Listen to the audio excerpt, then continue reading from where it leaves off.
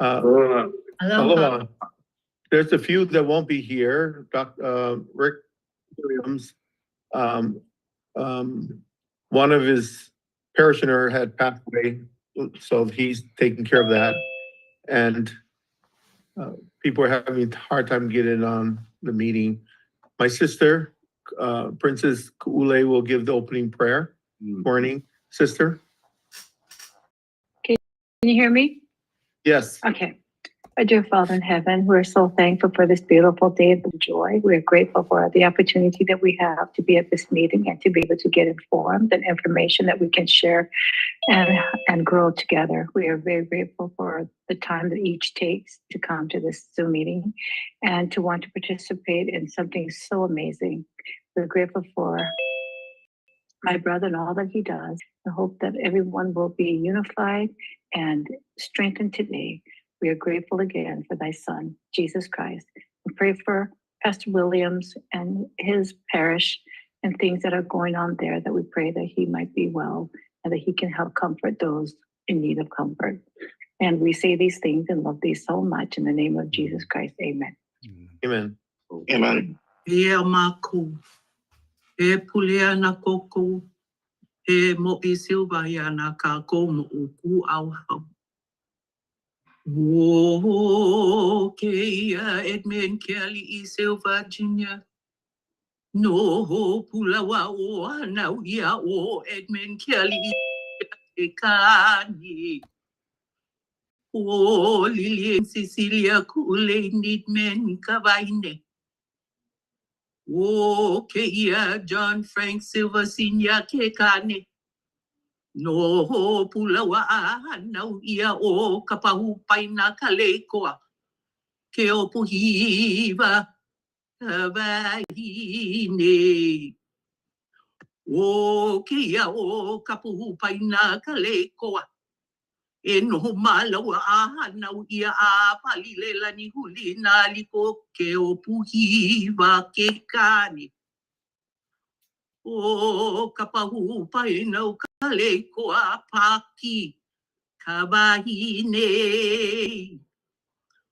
O ke ia o kapahu paina kalekoa paki. No ho pulawa hanau ia o paki kalani hele mai I luna. Four things me in favor. Na luo kalani ke kane. Muting. O ke alohilani ke kaupe o kalani. Kai ewa kualani paki. Tawaine. O ke ia o paki kalani hele mai I luna ke li he na luo kalani ke kane. No pulawa hanau ia o mo'i ke kaulike. Kalani nui kui hono I ka moku. O hea o ke kui apo iwa. Hawaii o ke ia o he no pulawa hanau ia o mo'i ka meha e luau o ke li wahine ku o hei pahu kawao o ke ia ka mo'oku au hau. O ke ohana silva. O ke liko kako mo'i. A hoa pakele. No na ke koko ali I kapunui mawa. Ka hiko iwa nana ia e na kupuna ka hiko. Nana e ho'i a ho'i. I ke au pune ka hiko o Hawaii.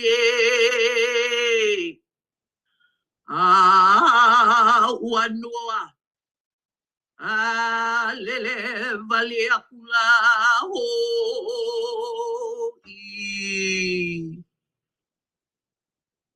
Mahalo. Aloha, everyone. Welcome. Auntie Vicky just chanted my royal genealogy. It goes back to way back, all the way back to the very beginning of time. My beautiful sister here, every time our genealogy is spoken, she has tears in her because she can hear all our ancestors in there. And as it was in the beginning, in ancient times, before the Mo'i spoke, the genealogy was chanted. And that invoked for the ancestors to join in the meeting, the ancestors to be with us. So in citing the genealogy, you're bringing back ancestral roots, back to our sacred lands, back to our sacred foot. That's who we are as a people. And in my culture, family is everything. Family means everything to us because it brings us closer to our Heavenly Father, God. And without 8, 9, 10, 20 generations of grandmothers, I wouldn't be here, believe it or not. So we must honor our ancestors, our descendants, as we are descendants of our Iwi Kupunas. And that is a great honor to be and to hear my sacred genealogy chanted. Auntie Victoria is also the governor of Maui and Kauai and Lanai. And she is steadfast in her roots of the great awakening that we are here today and moving forward for the world to really see Hawaii, not just a land of pretty oceans and nice sandy beaches and so forth. I'll have you know, on Hawaii Island, it's not so sandy. It's all black sand and a lot of rocks there. I just have you just to tell you that. But we do have many beautiful sandy beaches in Hawaii. And when people come to Hawaii, all they see is pretty faces, good-looking men and women, and when they hear our music, they fall in love. But I want them to fall in love with the word of aloha. That's what we're here for, to restore the aloha spirit back into the world. And that's what we're going to be doing here. I thank each of you for being here.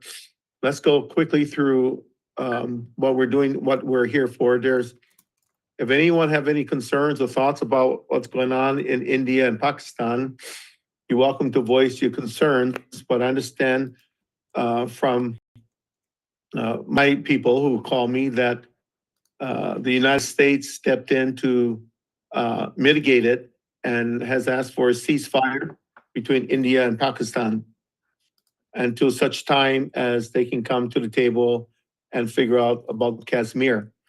So what is the problem there that was ongoing situation is that Kashmir is a disputed territory. And that disputed territory is what these two countries are fighting over.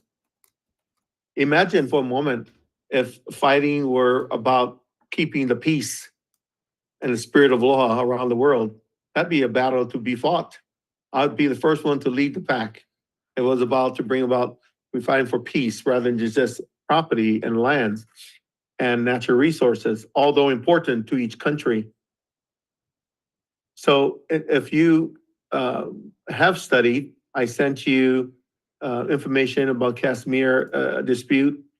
There's also was the crossing the border terrorism, the escalation. And so hopefully this will result in something very, very positive, and that will stop the escalation. As you know, both countries, both India and Pakistan, they have nuclear weapons. Whether they use it on innocent people, we don't know. But unfortunately, if such weapons of mass destruction is in the wrong hands of any individual, they can cause problems. And that's why we are so fixated in bringing about global peace through our efforts. As I mentioned, Pastor Williams is with the family who lost someone dear to them and won't be here till possibly late. Also want to talk about, before we move further, is that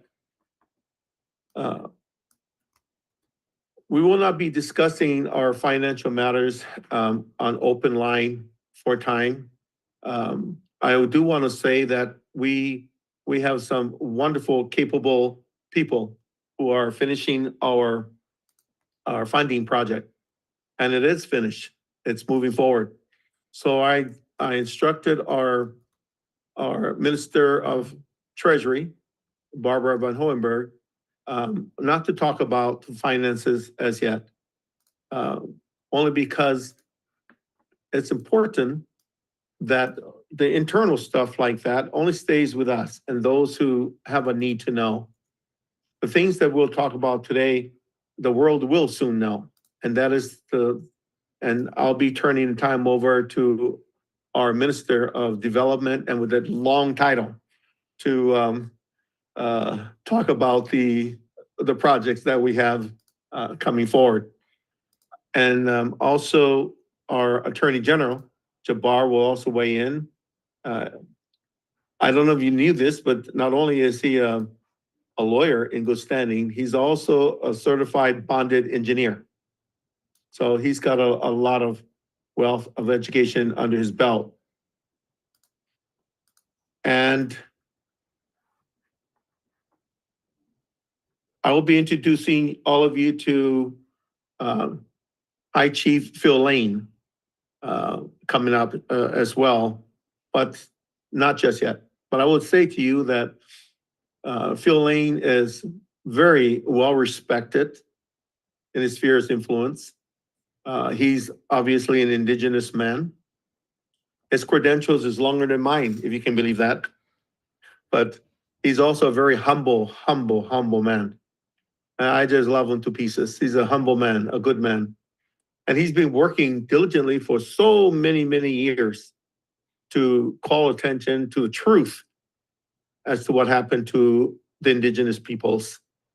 And much has to do with obviously the colonization, the Papal Bull, as you know, or the Doctrine of Discovery, and so many things that surrounded the First Nations people. When I say surround, I mean surround. It's like in Hawaii, when you go fishing, you surround the fish so they don't escape. Well, they did in such a way for the indigenous nations that they surrounded them so they don't escape. So they took away the language, the culture, the tradition, and all that stuff. Never mind talking about the land, because the land is a given, or the natural resources. But to take away a person's identity, I think that's more disturbing. And to be a people that you are not. I am Hawaiian. I am Kanaka Maoli. That's who I am.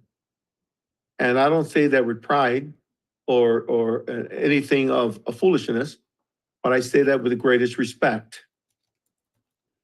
Because when I see me, I see all of you. I don't see myself being any different than any of you.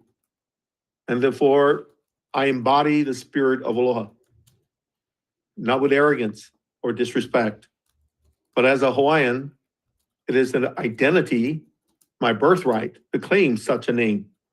It doesn't make me better or worse. Maybe worse, but not better.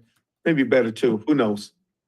But overall, the vision, we'll be talking about that in a little bit, which our Minister of Developer with a very long title will be addressing momentarily. The other matter I want to share with you is the ongoing conflict in the Middle East between Israel and Hamas, and the ongoing situation to where Israel has decided to go in and just do what it needs to do to hope to bring about whatever they are claiming they're going to do, bring back peace and what have you. So one of the discussion with them was, are you trying to take over Gaza? The answer is no. They would like to get rid of the negative entities there and restore Gaza back to the Palestinians. So the Israelites is not there to steal, take, or occupy the properties or lands because they can or can't. They're doing that so that there's no more hostilities against their country. And every country has a right to defend itself. The question is, how far do you go? When is enough enough? It's like when you're scolding someone and you can see they're already beaten up. Why do you feel the need to continue that? It doesn't work. We often have to rely upon discernment, good judgment, and compassion. And so, in speaking to those whom I get my intel from, my concerns and thoughts was back to the hostages. And so I am told that what Israel wants to do is bring back the dead and those that are alive. So the dead can be properly put to rest by their families and they can have closure. And those who are alive can seek medical help and begin the healing process of both body, mind, and spirit. And so the question that was asked is, how long will this conflict last? No one really knows. It's a very difficult challenge to know this. As far as the rest of the world is between that's going on with China and Ukraine, I don't have enough to voice my thoughts right now, although I've heard many things. What I want to see is a positive resolution. That's what I want to see. And not so much the numbers of those who have passed, but I want to see the resolution of that. And the reason why I'm so fixated in learning and getting intel, because we are a nation of peace. What we're building, and you'll soon see, the Enlightened Peace Center. You folks had a briefing of that 2 weeks ago, and our Minister of Development will give more details on that. He will be speaking on our court system. What is so important about the court system? Very important, because once the court system is established, your nation is established. As part of international law, that's part of things that has to happen. We have a viable, beautiful legal system in place.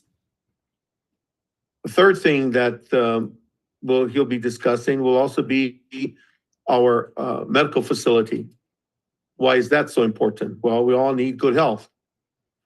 The problem with the current medical landscape is that if you don't have the money to get good medical, you simply die. And that's not good enough, at least not for us. If it's where people can't afford good chemotherapy or things for chronic diseases or situations such as cancer or diabetes or lung problems or kidney problems, and goes on and on and on. Our hospital will be that of and for the people. Those who can pay will pay.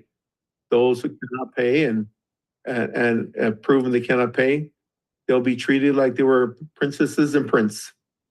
They'll be treated quite well, and they'll be treated with greatest love and greatest respect. And that will be open to all people, not just Hawaiians, or indigenous people. They'll be for all people that will enjoy this. A question was asked, will we have our own pharmaceutical in there? The answer is yes. I don't know if you know this, but medicines don't cost a lot to develop. It's really cheap. You're talking about 3, 4, 5 cents on the dollar. Like one of the medication, and I know one person is taking that.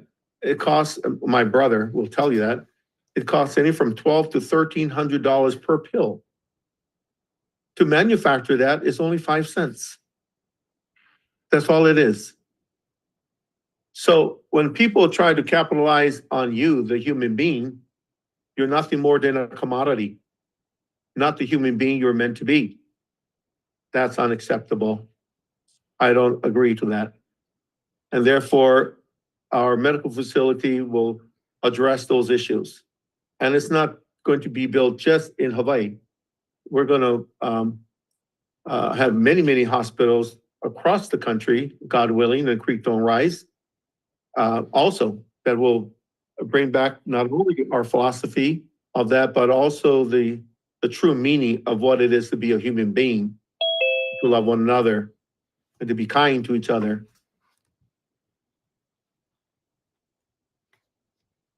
Lastly, hold on one second. Lastly, before I turn it over, yes, there is in fact military built up along Hawaii, along the around Taiwan and the Philippines and so forth. But like in anything, it's all about intimidation. It's all about trying to weaken the other side. In my own mind, I don't see a full-on conflict just yet. I don't see that. What I see is that we now have an opportunity to build our vision with my brother, Chief Phil Lane, and all of you. We can build a vision for peace that he has been working on as a long time, maybe as long as me, for that matter. And I'm looking forward for him to be speaking to all of you. So now I'm going to turn the time over to our Minister of Development with a very long title to talk about the things that we're going to, well, before we get there, anybody has any question on what I just spoke on with India and Pakistan, Ukraine, Russia, China, and all this other stuff? No one has any question? Wonderful. Let's talk about something positive and beautiful. Okay. Your Majesty, 1 second. Yes. I see a lot of new faces here at this meeting, Yes. including Phil Irma. Can you Phil tell Lane me is who going some of these to, people are? yeah, he's going to introduce them in a little bit. Okay. He brought them on. These are all Native Americans, Okay. and they're going to be talking about the things shortly. But go ahead, Rhett, please. Aloha, everybody. Aloha. I'm going to need to share screens. Okay. And let's see. Can you make him co-host, Your Majesty? I did. Works. I mean, there.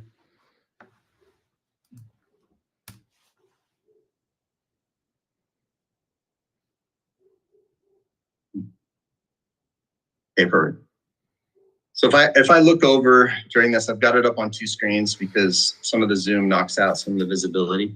If anybody has any difficulties, you can move your little Zoom window around if you need to see something.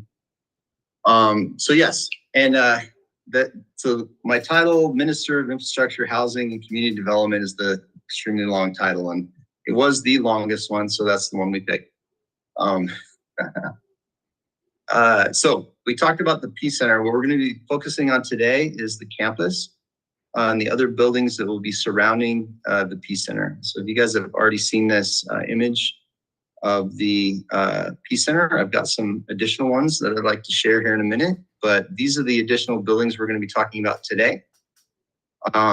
So the Peace Center is the one we spoke about last meeting, the Royal Healing Hospital is down here, the International Supreme Court building, and then the mausoleum, the Royal Mausoleum.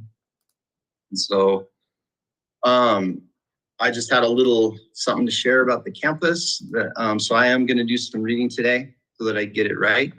But the Peace Center campus, a sacred hub of healing, justice, and remembrance. The Peace Center campus is a landmark of light and restoration, established by the Hawaiian Kingdom to serve as a global sanctuary for dialogue, healing, and heritage, rooted in the spirit of aloha and surrounded by the lush natural beauty of the islands. The campus features 4 core structures, each fulfilling a vital role in humanity's shared pursuit of peace.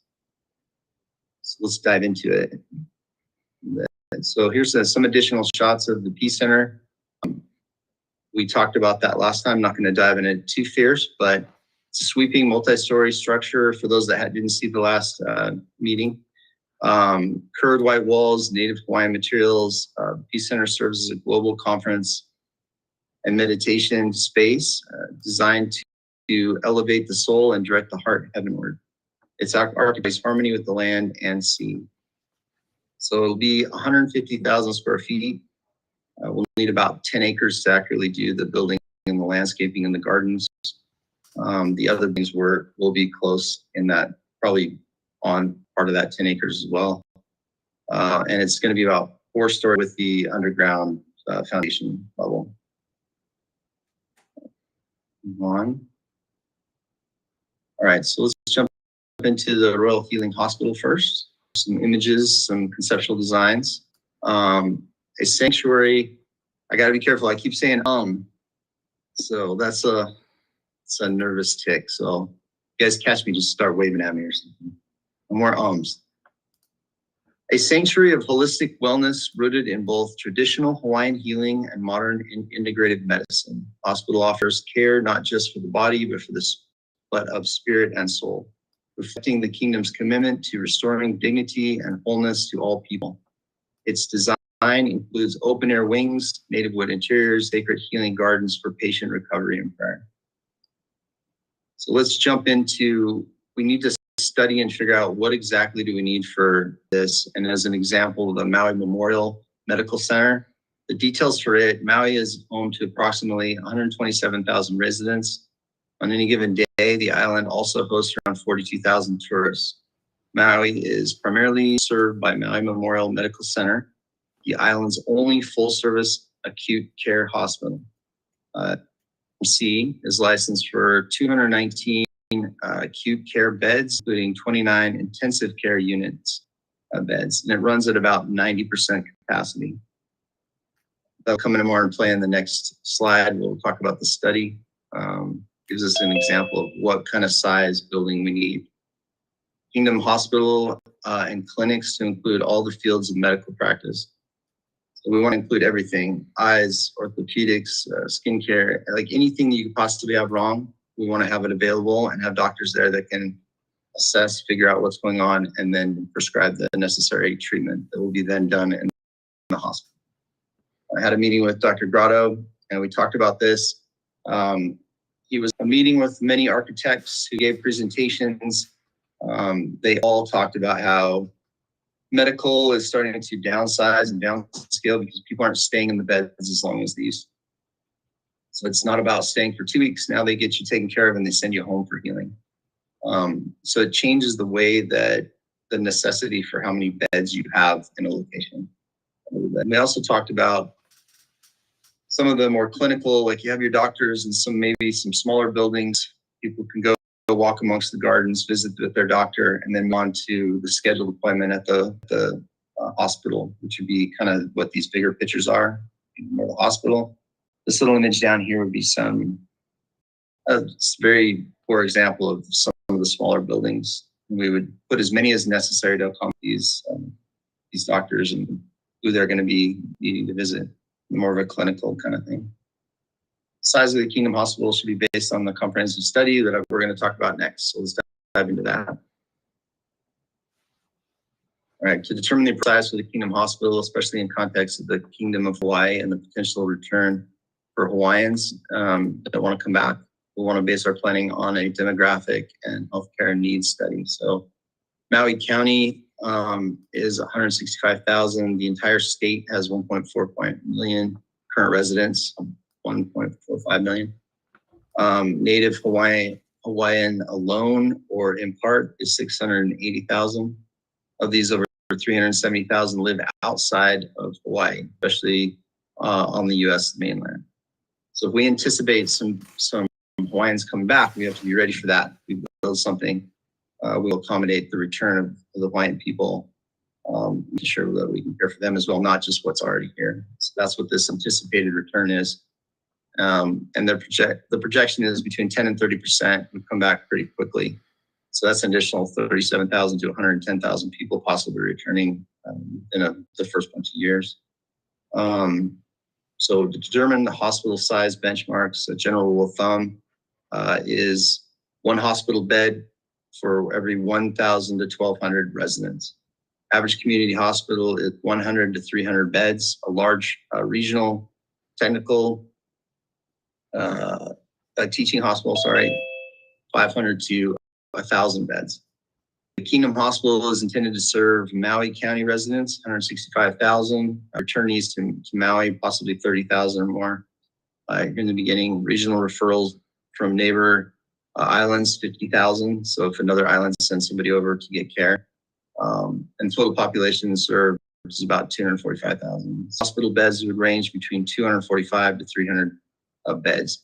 When you're talking about hospitals, you're talking about beds. How many beds do you need? That equates to the size. So square footage estimate is about 2,000 square feet per bed, including patient rooms, ORs, imaging, labs, outpatients, and admin. So a 300 bed times 2,000 would be the facility for a 300 bed place would be 600,000 square feet. Does that make sense to everybody? Can't see everybody, so it should make good sense.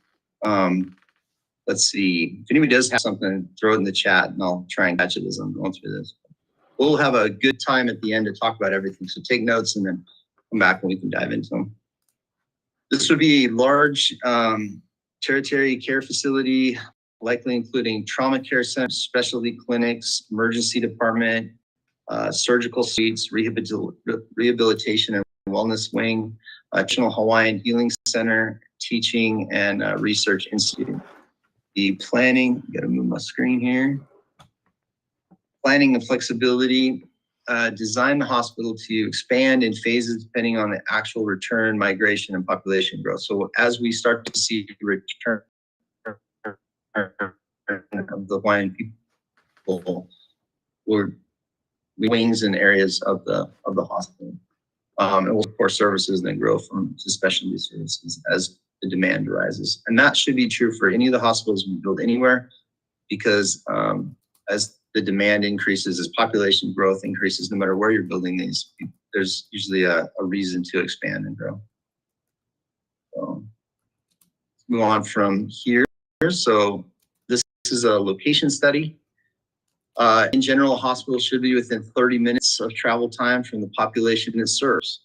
Though the ideal distance can vary depending on the hospital's purpose and the geography. Let's get into the breakdown. General guidelines for proximity to population centers. Primary or community hospital. So ideal proximity is within 5 to 10 miles or 15 to 30 minutes from residents. Serves routine medical needs, emergencies, and general care. Should be located within or adjacent to the main population center. Acceptable range up to 30 to 60 minutes travel time for surrounding communities. Serves multiple population centers or islands, includes specialists and advanced care. May be placed slightly outside the dense population hub if land is more available, as long as the transportation infrastructure is, as long as they can get to you, it's okay.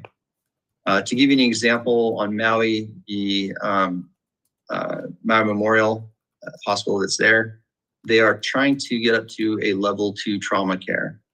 They're not currently there yet, and they do send people over to Oahu when they need more advanced medical things, and they have to airlift them there because the services just aren't there and adequate yet on Maui. So if you're there and you're out hiking or swimming on the beach, don't get in trouble. It's a long flight. Okay. For the islands or remote areas, distance is measured in time, not miles, especially when considering mountain roads or ferry-dependent access. Air or sea access may be vital in rural areas, so the hospital should be ideally near an airport, heliport, or port for emergency transfers. With that one, we can actually install a helipad either near or on the hull, depending what the location looks like and where we want to put it.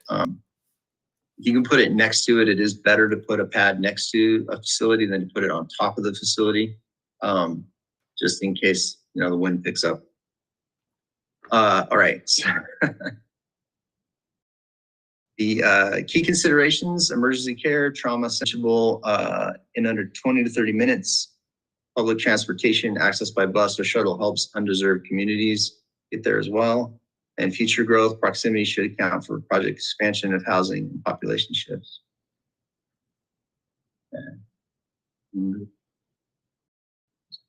Here, so let's move on from the hospital. And we're going to jump into the International Supreme Court building now. So, a solemn, powerful structure where nations and leaders may resolve conflict through diplomacy, law, and moral integrity. The court stands as a beacon of accountable justice in an age of fragmentation.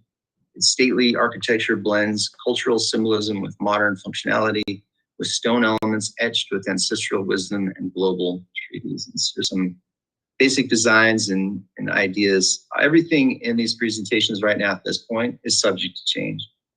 And any input that anybody has in this council is greatly appreciated and will be added to the thought process.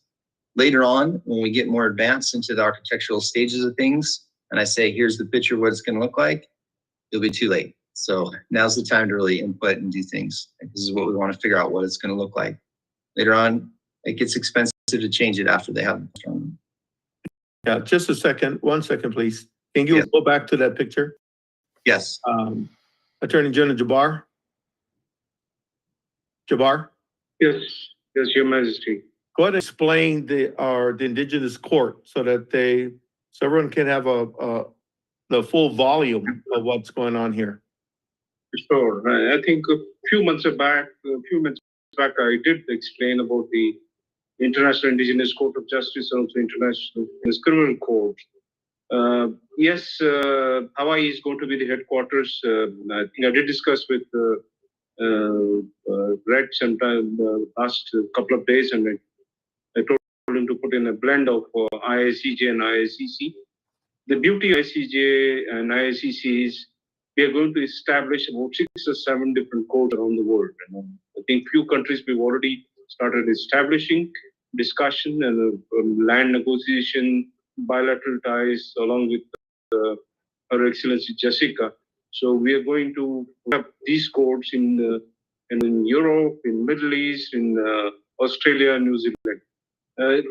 Just to explain a little bit, these courts by design, as King mentioned, I'm also a civil structural professional engineer and also have a separate business on the engineering side also.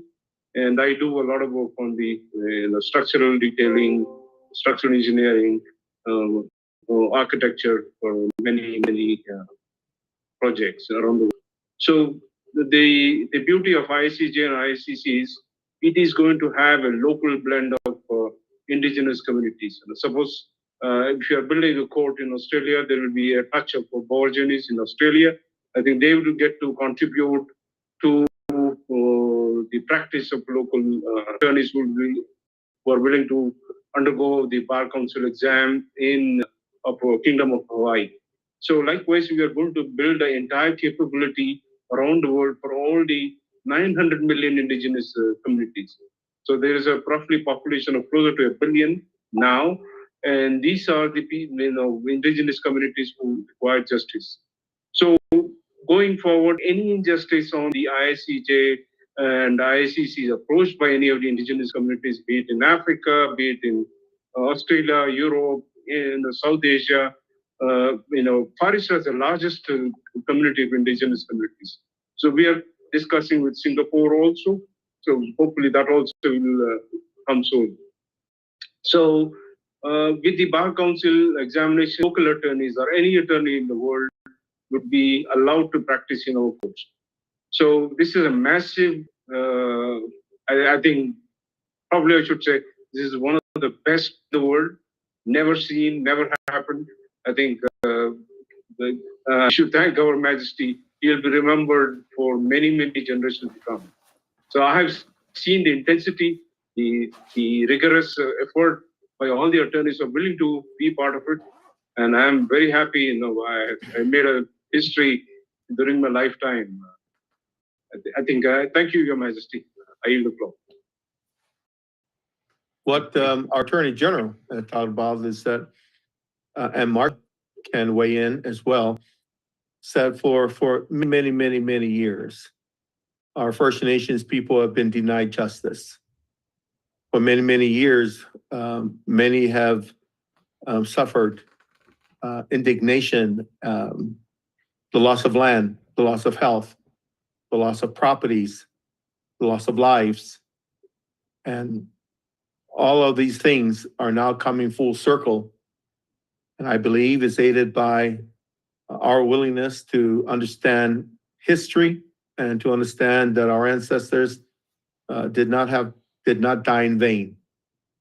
Because today we're moving forward to reclaim, to restore, to rebuild a better community of honorable things and work. And so this court system is so critical, which will have the power to adjudicate, the power to arrest, the power to imprison, the power to, we are a court, the power to do everything a court can do. We will be the court of the voices of the people, of all the indigenous voices that was not heard.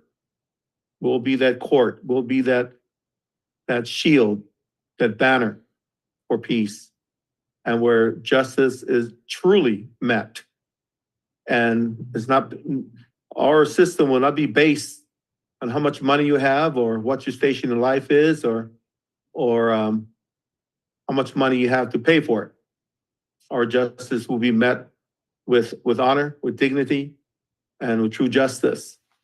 So in creating this court system has been for me a labor of love. And speaking to many lawyers around the world, especially with our indigenous people, you hear so many things that the rest of the world don't hear. But what it has done was brought people into our lives that become advocate for the things that we are doing now. And all of this will be implemented in our lifetime moving forward. So we'll go to the questions later, but I just wanted to mention the importance of our Indigenous International Supreme Court and its importance in the world. As you look at all the court systems today, they're severely flawed. They're run by severely flawed human beings. It's not to say that we won't have some flawed people on our side. Hopefully we can get rid of them. But this has to be the purest, most transparent, most visible court where people can see that justice is truly met. And there are many cases out there that has not been properly adjudicated, that has gone through appeals after appeals after appeals, and yet justice was not met. This will be the beginning of the end of those unlawful acts. This will be the beginning where people can truly lift up their heads and know that there are people out there that truly know that their life matters.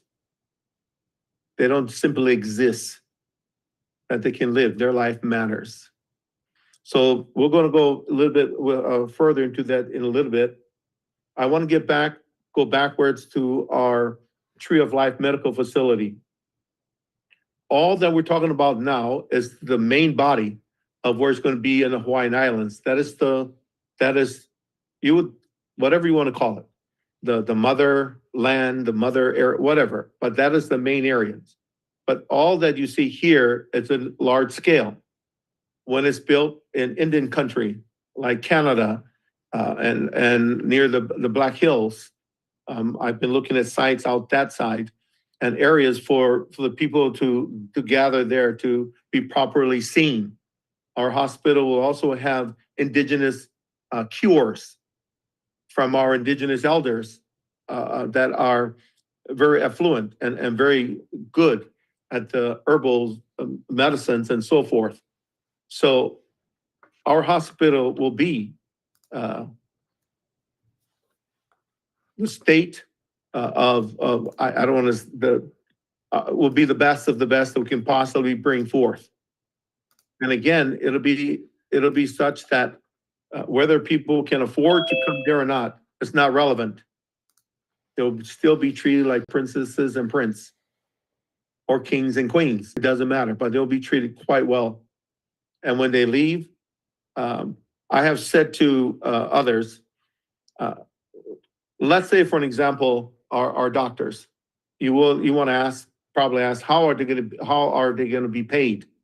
Well, the insurance company are a very nefarious group of people, and the insurance company is not. They go by actuaries, and actuaries where there's life insurance or medical insurance, they go by statistics. The age group from this age to that age. If you're 80 or longer, they won't give you the proper care. They just give you comfortable, give you morphine, and you go die somewhere quietly. And then there is from the younger moving upwards. So you have several categories of this. But one of the biggest culprit in any medical problems issue is my protectors, sorry. One of the biggest culprit in our health is the food that we eat. The food that, food is only fuel. It's not meant to always taste good. A food is just fuel for your body, because your body needs to have sustainability to live. And so those at our hospital, we will address all the things that the pharmaceutical doesn't explain, all of them. This is not about making money, which means, to my point, those who cannot afford, but let's say they're carvers. They can make a beautiful sculptured something for the hospital. But I want every one of them to be able to want to contribute to something so they can feel good about who they are. Because no human being wants to be looked upon as indigent, unable to do this and that. We will not ever make a person feel that they are. Every person will be treated like you treat me, as I treat you. That is and anybody that defy that will have a problem on the hand. And that would be myself. Because my voice must stand for truth and who I am as a person, as your voice must stand for truth. So what you say, people will come back to me. It reflects on me as I reflect on you. And therefore, we'll always have to have cohesiveness and balance. So the Royal Healing Hospital will be for mind, for body, and spirit. And once those three are married together, their health will improve. And it's not about making money. This hospital that we're building is not about making money. So you might ask, how are we going to generate money? Well, those are being implemented now. And that's going into different type of investment, different things we can do with the principle that we have now to continue to improve upon that. But our doctors will be honored, and we have many of them who've already wanted to sign in already. We got cardiologists, we got orthopedics, we got them all. Every one of them. We got indigenous medical guys. We have kahunas. We have Native American healers. We have so many wonderful people that would be part of this beautiful movement where people can come to. Lastly, and we'll move on to that. When your mind, your body, and your spirit is in alignment, that's when the healing process begins. When one of those are off kilter, that's when issues come.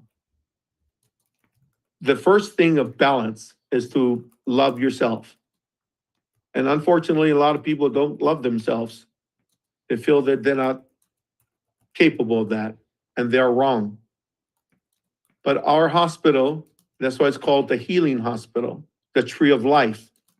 because we will address all of that, from birthing to chronic diseases to emergencies. That's what we're going to be doing. And then back to now our court system. So the court system is critical because it'll support and defend our position as to what we're doing as a nation. We'll defend our hospitals. We'll defend why we're there. Should anyone want to say, well, the problem with the medical facilities and things they have today is owned by whom? Corporations, insurance companies, pharmaceuticals. Each of those entities have something to gain. Our hospital has only one thing to gain: the respect of the people, as well as our courts and everything else. Rep, please continue. Thank you, Your Majesty. You're welcome. So on the building study end of things, we need to determine what size we need. And this will be irrelevant to each location. It will change based on the numbers that I'm about to read through. Determine the appropriate size of the Supreme Court building for the Hawaiian Kingdom on the island of Maui specifically that we're talking about right now, but for any other ones, it'd be the same. We need to follow this plan. And here's the breakdown of the steps. To determine what the Supreme Court will include and do with the number of courtrooms, 1 to 3 for Supreme Court sessions, appellate functions, ceremonial hearings, judicial chambers, offices for justices and clerks, administrative offices, court clerks, legal researchers, security, IT, etc., public spaces, waiting areas, galleries, press rooms, legal archives and records rooms, media rooms, press areas, conference rooms and law library, cultural ceremonial spaces to reflect Hawaiian traditions, security infrastructure, parking and public access areas. The estimate staffing and occupancy, the number of judges usually is 5 to 9 for Supreme Court. That will be determined by all the council and see on what size we decide we want to do. Daily public and legal visitor volume. This will help determine the workspace needs and public access size. Comparable facilities. Hawaiian State Supreme Court building in Honolulu is 100,000 square feet. Typical small state Supreme Courts range from 30,000 to 100,000 square feet, depending on the services housed there. So we're talking main courtrooms, 2,000 to 3,000 square feet. Judicial offices are 9,000. With 9 justices would be 1,000 square feet each, so 9,000. Support staff offices, 6,000 to 10,000 square feet. A law library and archives, 3,000 to 5,000 square feet. Public waiting and gallery areas, 5,000 square feet. Conference press areas, 3,000 square feet. Cultural ceremonial hall, 2,000 to 4,000 square feet. Security storage and mechanical, 5,000 to 10,000 square feet. Subtotal between 4,000 and 60,000 square feet. With circulation and expansion of 10 to 15, that puts us at 50 to 75,000 square feet for the judicial building. Obviously, that increases with the number of judicial offices we decide we want when we get to the architecture designs. Finally, to ensure the design fits with the natural and spiritual geography of Maui, of Hawaii, honored Ali'i traditions, sovereignty, and the environment. We want to meet the seismic sustainability and accessibility codes. Thank you. That's what I have. One quick thing before we move on. I'm going to bring now our director of my Secret Service, Earl, who is will be involved in recruiting our law enforcement, not just Secret Service, but for to defend the law, to arrest the perpetrators and so forth.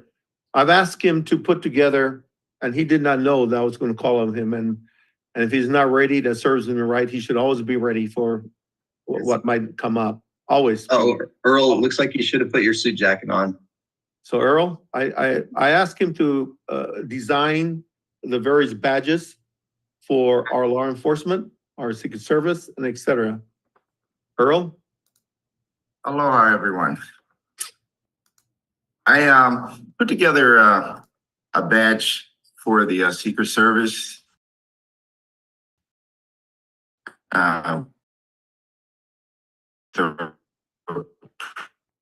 approval of the king to look at it. And right now, I didn't have them pulled up or saved onto my laptop right now.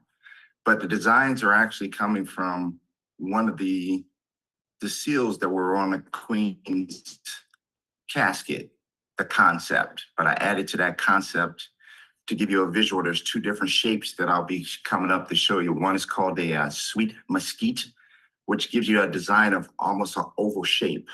But with the oval shape of that design, there's another design that's similar to my police badge from when I retired, but it would encompass the seal, the coat of arms above, colorful, but also to have the islands that's behind the His Majesty right there. It would show like the Hawaiian Islands, so it would encompass the kingdom of Hawaii and not just one specific island, as all this is the kingdom of Hawaii. So to illustrate the flow of the islands towards the bottom of the badge with the seal above it, and also using the plants that you have indigenous that's used there, that's on the seal that was on the Queen's casket, outlining the bottom and one part across the top. I will have that to show everyone. And also putting together the policies and procedures is a pretty extensive thing for law enforcement or any Secret Service, which has to deal with the legal team, speaking with the Supreme Court justices and things of that nature, because protocols are pretty lengthy and have to be in accordance. And we want to have it in accordance to everything that also has right now for accredited police departments, which means it's state of the art. So it's up to date, most practical, up to date, reasonable policies and procedures for what we'll be doing. And with also the respect, as me being a former law enforcement, is respecting all people and how you make contact with them and how they feel that you are really for them. Because I was a community police officer also, which I think officers need to be in the community. But this is something separate that we're doing, but going toward that building of respect, where I've also been researching and seeing what's happening with the law enforcement dealing with the protest in Hawaii and how that's being handled. So that's really sensitive because they don't have jurisdiction, but someone's giving them jurisdiction. So all those lines have to be really put out and outlined of where the kingdom of Hawaii is moving towards that direction as it expands, especially with the authority that you have and giving by the kingdom to respect and honor the people that you're actually dealing with, to be a real service, not in just all enforcement. I feel that it should be of service. The hardest thing is to get good service, and we want to have excellent service in what we do. So that's where my whole mindset is, of dealing with people and respecting their rights and actually knowing the real rights of a person and not just what they teach you, where you go out there and you don't know all the laws that you need to deal with, statutory, federal, tribal. All of those are important to actually know if you're doing the right thing. So those are the things that I'm actually working on, and I'll be able to present those next time. The images of the badge, I was just waiting to get full authorization, because making badges and sending them out to get mock-ups for badges is, you got to have some backing for you before you actually get those done. So that's where I'm at right now. And I'm just waiting, ready to be of service, just have everything grow and do the best that I can. Thank you. You're- What he is saying is in part, and before we even move forward, even with the mock-ups and stuff, I am a man of order. Things have to make sense to me before it's implemented. Will it do the work that it's designed to do? Will it come out in a respectful manner? And will the people that will look at it as the service that we espouse to give? So the badges, et cetera, will come out. When those are presented, this body will be voting on it. Now we're going, now we're going to go into the voting process.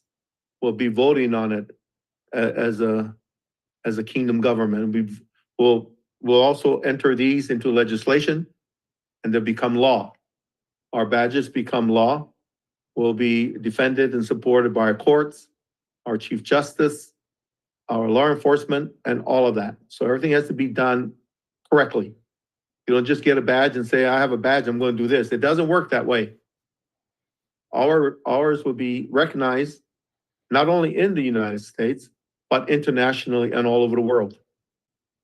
And that is the beauty of this whole thing. And so there'll be a voting process. And when that time comes, it'll be a different meeting from this. This is when we begin to legislate. This is when we begin to do what is necessary to do. Thank you, Earl. I'm sorry, go ahead, Rhett. Oh, no, you're good. Thank you, Earl. Thank you, Your Majesty. So in addition to that, Earl, there will be facilities and buildings that will accommodate the things that you need, that will be most likely to be around the Superior Court, the Supreme Court. You'll have offices in it, but then you also have your own buildings to accommodate things. I'd imagine there's going to be buildings that need to house your equipment, vehicles. There'll be parking. All that will be in addition to these sketches here. You kind of see the background images, the buildings behind the main image, but that's the idea of those. All right, let's move on.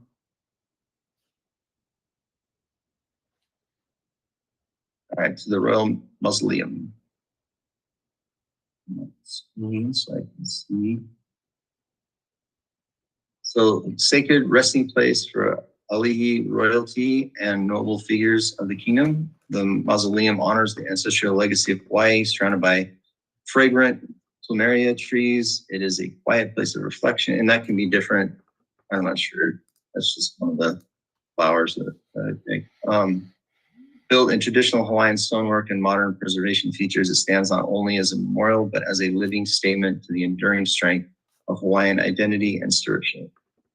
This mausoleum will be very beautiful. It will be gorgeous. Be a place where people can come, be happy.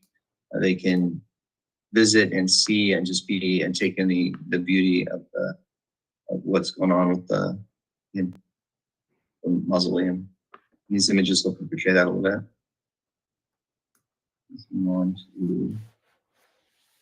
So for the study for the mausoleum, determining it, determine the appropriate size for the Royal Mausoleum.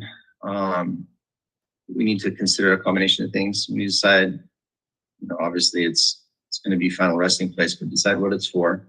Final resting place for the Ali'i royalty, past, present, and future. Cultural monument, a sacred site.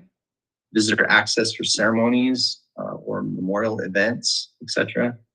Identify who will be interned. We need to count known royal ancestors who might be reinterned if relocated from Oahu or other islands, etc. We need to include the space for future generations of Ali'i. Decide if it is includes extended family or high-ranking advisors, etc. An example, if 20 ancestors are reinterned and you're expecting room for 30 future burials, then you'll plan for at least 50 interment sites. Establish cultural and architectural style. I don't see a whole lot of lava rock being used for any of the exterior. We might incorporate something that looks pretty, but coral, native woods, probably some marbles actually to make it kind of start more of a white color. The lava rock is very difficult. It's very specific to what it looks like, and it is pretty common.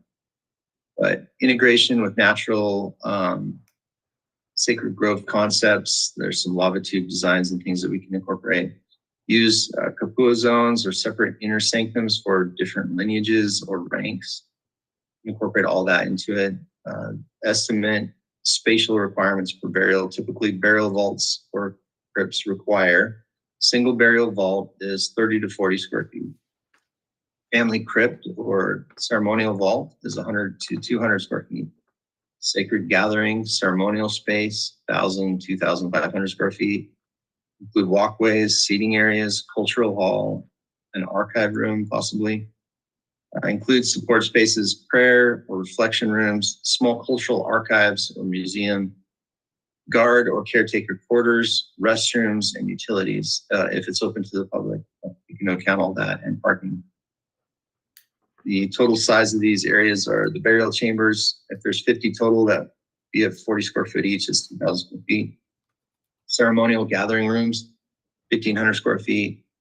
Cultural hall and archives, another 1,000 square feet. Walkways, lanai, courtyards, 2,000 square feet. Support rooms, storage, utilities, restrooms, 1,000 square feet. So the total estimate would be 7,500 to 10,000 square feet. We also want to consider possibility for expansion future if we need to, so we'll have room for that on the grounds. And then we need to use more of a radial or terraced layouts for future crypt additions. So we need to account for that. The site plan should allow for sacred land buffer or expansion. That would be the Royal Mausoleum. It should be very gorgeous, and it will be surrounded by gardens, all kinds of natural beauty. And all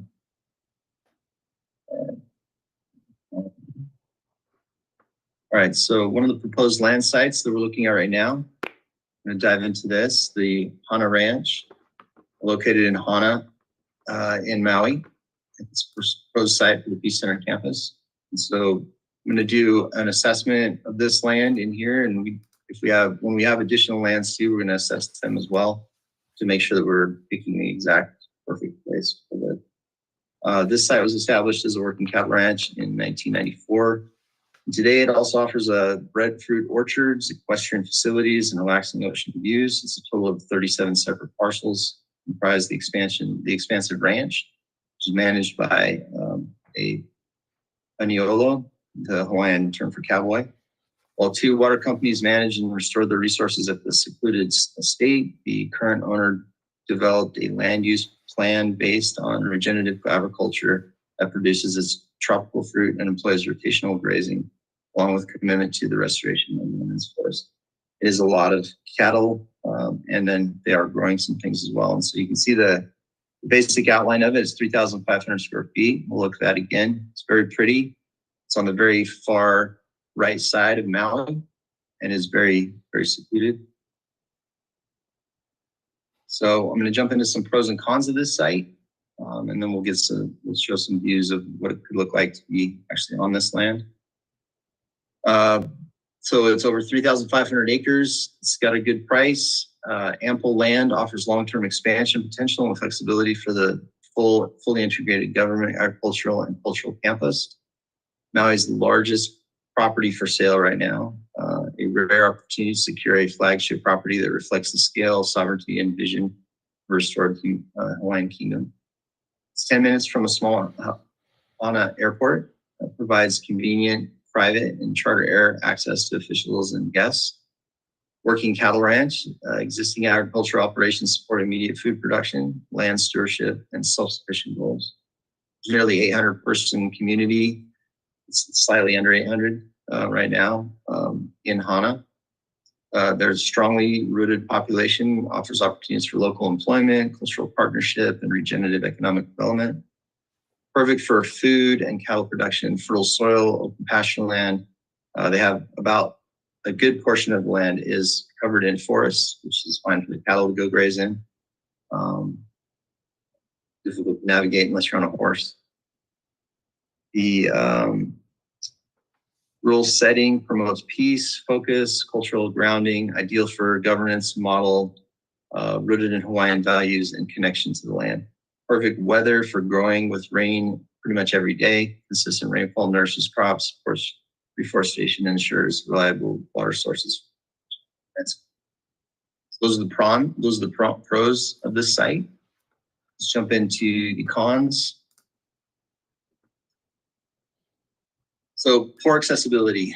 The only access road, I'm just admitting these people up, that's okay. I'm not sure if, okay, thank you. The only access road, Hana Highway, is a narrow winding road with over 600 curves and 50+ one-lane bridges. It's 10-ton weight limit for most of those bridges, restricts the transport, and some of them have less than that. Restricts transport of heavy equipment and materials. So that is definitely on. Limited availability of equipment and materials. The construction grade materials, heavy machinery, and specialized labor are not locally available. We need to be imported at a very high cost. There's no barge or crane access. Hana's small dock lacks the staging area and can't support large-scale marine deliveries and our equipment required for major development. Land restrictions due to lava tubes, subsurface lava tubes in the region limit the weight, height, and type of building foundations that can be safely constructed, which complicates the architectural planning and makes it difficult for us to do with all our structures that we're looking at. Insufficient airport capacity. Hana Airport is too small to accommodate cargo planes or large transport aircraft, limiting the supply chain reliability and emergency logistics. Limited medical services. Hana only has a small health clinic with no emergency hospital. Any serious medical issues require airlift or a long drive to Maui. And which is after the hospital's built, that won't be a problem, but during build, if anybody has any issues, especially in construction, that this can happen. Unfortunately, it'd have to go a long ways. So slow emergency response times, police and fire, ambulance services are minimal, may be delayed by the region's difficult access. High rainfall and flooding risk. The daily rain can lead to frequent road washouts and delays in construction. Landslides and rockfall zones on a highway and surrounding cliffs are prone to landslides during storms, which can isolate the area for days. Tsunami and hurricane exposure. Being a coastal, Hana is vulnerable to severe weather events and limited evacuation options. Poor internet and cell phone service, limited bandwidth and unreliable connectivity make secure communications and digital operations difficult without major upgrades. More. Lack of redundant communication systems. Any disruption, storm power outage could leave the campus digitally disconnected. Strong community resistance to development. Many Hana residents oppose large-scale or government-related construction, favoring preservation of their way of life and Aina-based stewardships. I actually talked to Auntie Victoria a little bit about that. She was familiar with the area and has talked to people down there. She also, I'm sure she'll voice these, but during my conversations with Auntie Victoria, she did talk about the elders. Hana is a very long distance away, and she thought it would be difficult for them to have their meetings and come to Hana. And so we talked about possibly doing a different meeting somewhere else, where it's more localized for them, and then doing an occasional visit out. The supply chain costs, fuel, food, materials are already more expensive in Hana. I know that what our plan is to be self-sustaining, to create something that sustains itself. But in the first couple of years, while that's being done and being undertaken, there will be additional fuel, food, material costs for anybody that is there.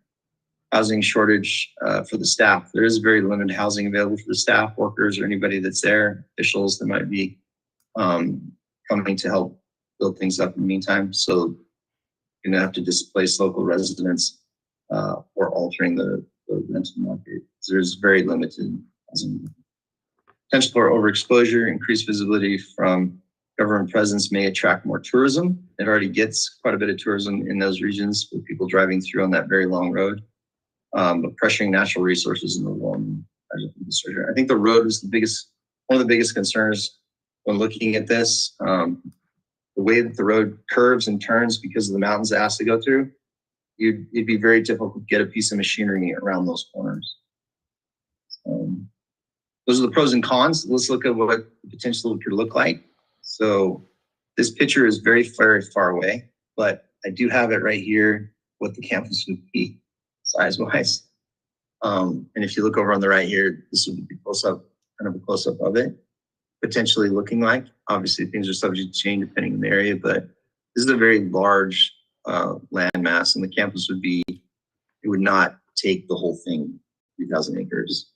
Campus should be possibly 50 to 100 acres you could put these buildings on. 100 acres would be really good, the size buildings we've got.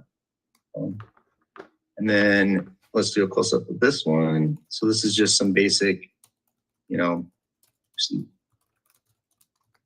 photoshopped images, but of what it might look like inside the landscape from a high up kind of perspective. And then that's what I have. So we can move on to our questions and discussion, and we can look at any of these again, and you guys can bring up any questions that you have or concerns or opinions. What do you like? What do you not like? What are your ideas? Open it up to everybody to shout it out. Oh, King, you're muted. Sorry, Your Majesty. Let's go back to the, take that off so we can bring all the people back in, please. Which one? Say it again. No. I just want to see the entire gallery again of everyone so we can ask questions. Oh, yes. Sorry, I'll stop sharing. There we go. Perfect. Thank you, Rhett, for a wonderful presentation. That makes me excited. I mean, real excited. And I don't It's very- think about it very well. I can hear Auntie Victoria's mind going, okay, where's this going? Oh, that looks good. Oh, no, I can see her doing housework. That looks good over there. I can see her doing all sallow and all that wonderful stuff. What you folks have seen is a vision that we have been working on since 2002. Now we're at the point where everything's now coming together. And so I want you folks to take a deep breath and tell me what your thoughts are, and we can go from there as you have any questions or here before we turn everything over to our guest, Dr. Well, he's not our guest, but he'll be with us now, Chief Phil Lane.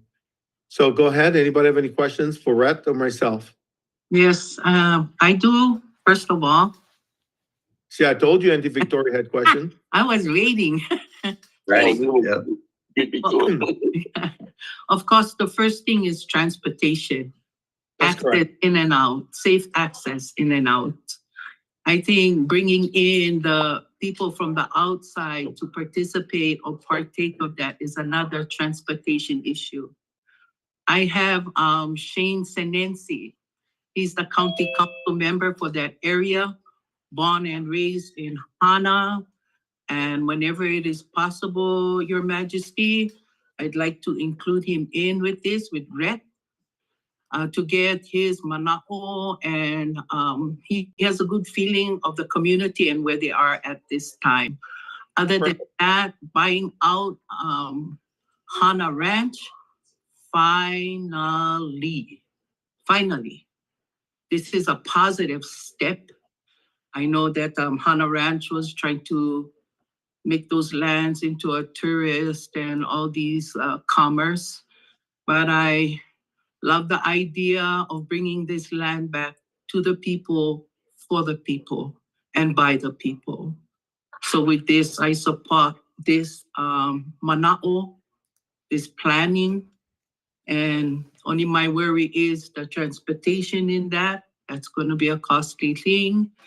And our airline system there is very li'i. Small planes only usually capacity wise, not even Boeings can get in there. So that's a thought.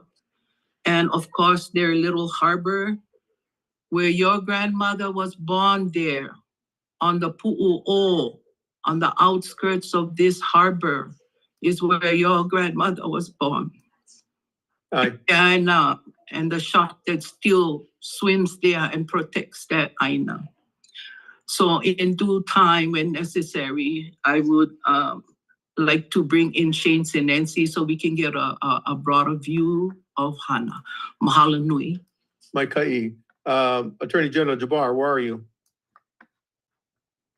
I just want to point out too, while Yes, sir, we are. Dr. Jabbar's getting on, Okay. Auntie Victoria is correct. It would be a very difficult site to build the Peace Center and the things that we want to build.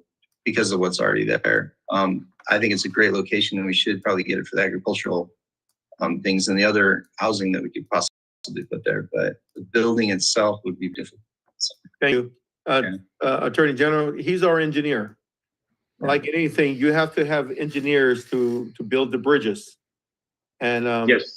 Jabbar and I have been talking about that. So you'll have structural engineer, all these other engineers to build upon that. On this property, we'll also have a helicopter pad to bring in emergency peoples, whatever need to be done. And we'll be working with everyone. But anyway, Jabbar, go ahead and do some engineering talking here now. Sure, yes.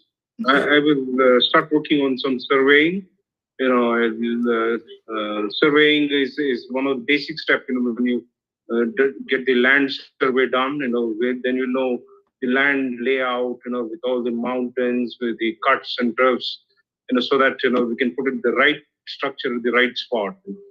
So Auntie Victoria is right, we will not violate any indigenous assets. Auntie Victoria, I will assure you, I think you will be the first one to be consulted of any building being put there in Hawaii. So please be rest assured, we will follow the bylaws and follow the indigenous laws before we put in any structure and the piece of land. Thank you, Your Majesty. Thank you. So the engineering side has already been addressed. What I like about Hana is that there's a lot of water there. The water there is only a handful of times. I've never been. Is off the scale. I was meant to go. We never made that drive. You're talking? Long winding. We never did. We're supposed to, and we changed our mind on going. Who's talking? Oh no, that's my friend Jay talking to me. Okay, hold on. Put yourself on mute for a minute until I'm finished, please. Okay. Put yourself on mute. The engineering side is critical here, but Hana has a tremendous amount of fresh water. That's pure, good water that goes deep, and it'll sustain the land for many, many years to come. And all the structures that we're looking at. But we have to. Your Majesty, can I say something? Your Majesty? Yes, go ahead.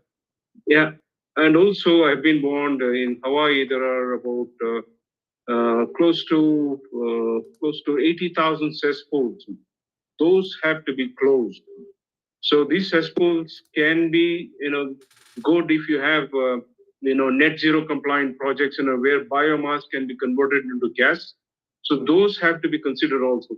If Auntie Victoria has doesn't have any inhibitions, we will be using some of the net zero compliance, carbon credits, and where the cesspools can be used for the positive effect. So those areas can be avoided or can be closed. The cesspools can be closed permanently, and we can build our own sewage system for the entire region of Hawaii, Your Majesty. Thank you. Okay, Michael, yes? I've actually spent some time on this similar topic on Maui, and there is another hospital, Kula Hospital. It's currently, I believe, an opportunity to potentially acquire and create kind of a beachhead. And there's a lot of land. I've already looked into that, and the answer is yes. Okay. They have been having struggles, both hospitals there. Yeah. I've been in communication, and they are very happy that the kingdom is moving in to take possession and to take responsibility for the health and welfare and the being of our people. So I've already spoken to them, as well as Queen's Hospital on Oahu and the other hospitals in the neighboring island. So we're building this.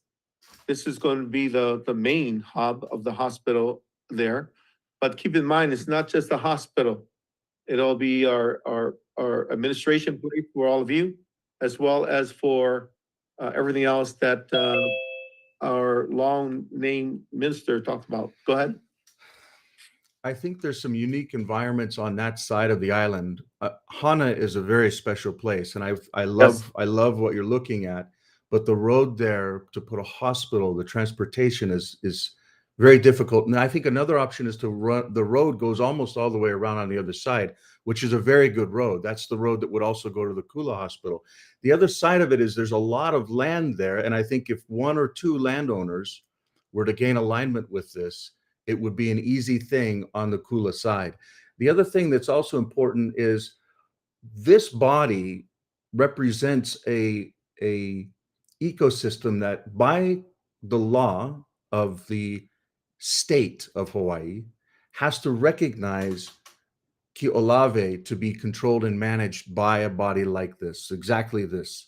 And they both connect when you see them, like literally they would see one another. It's a very, as you know, it's a very special part of the world. And I would just, first off, I love the Maui environment, and I love the hooks and roots of what's happened with the fires. And through the ashes of this can be recognized and rectified.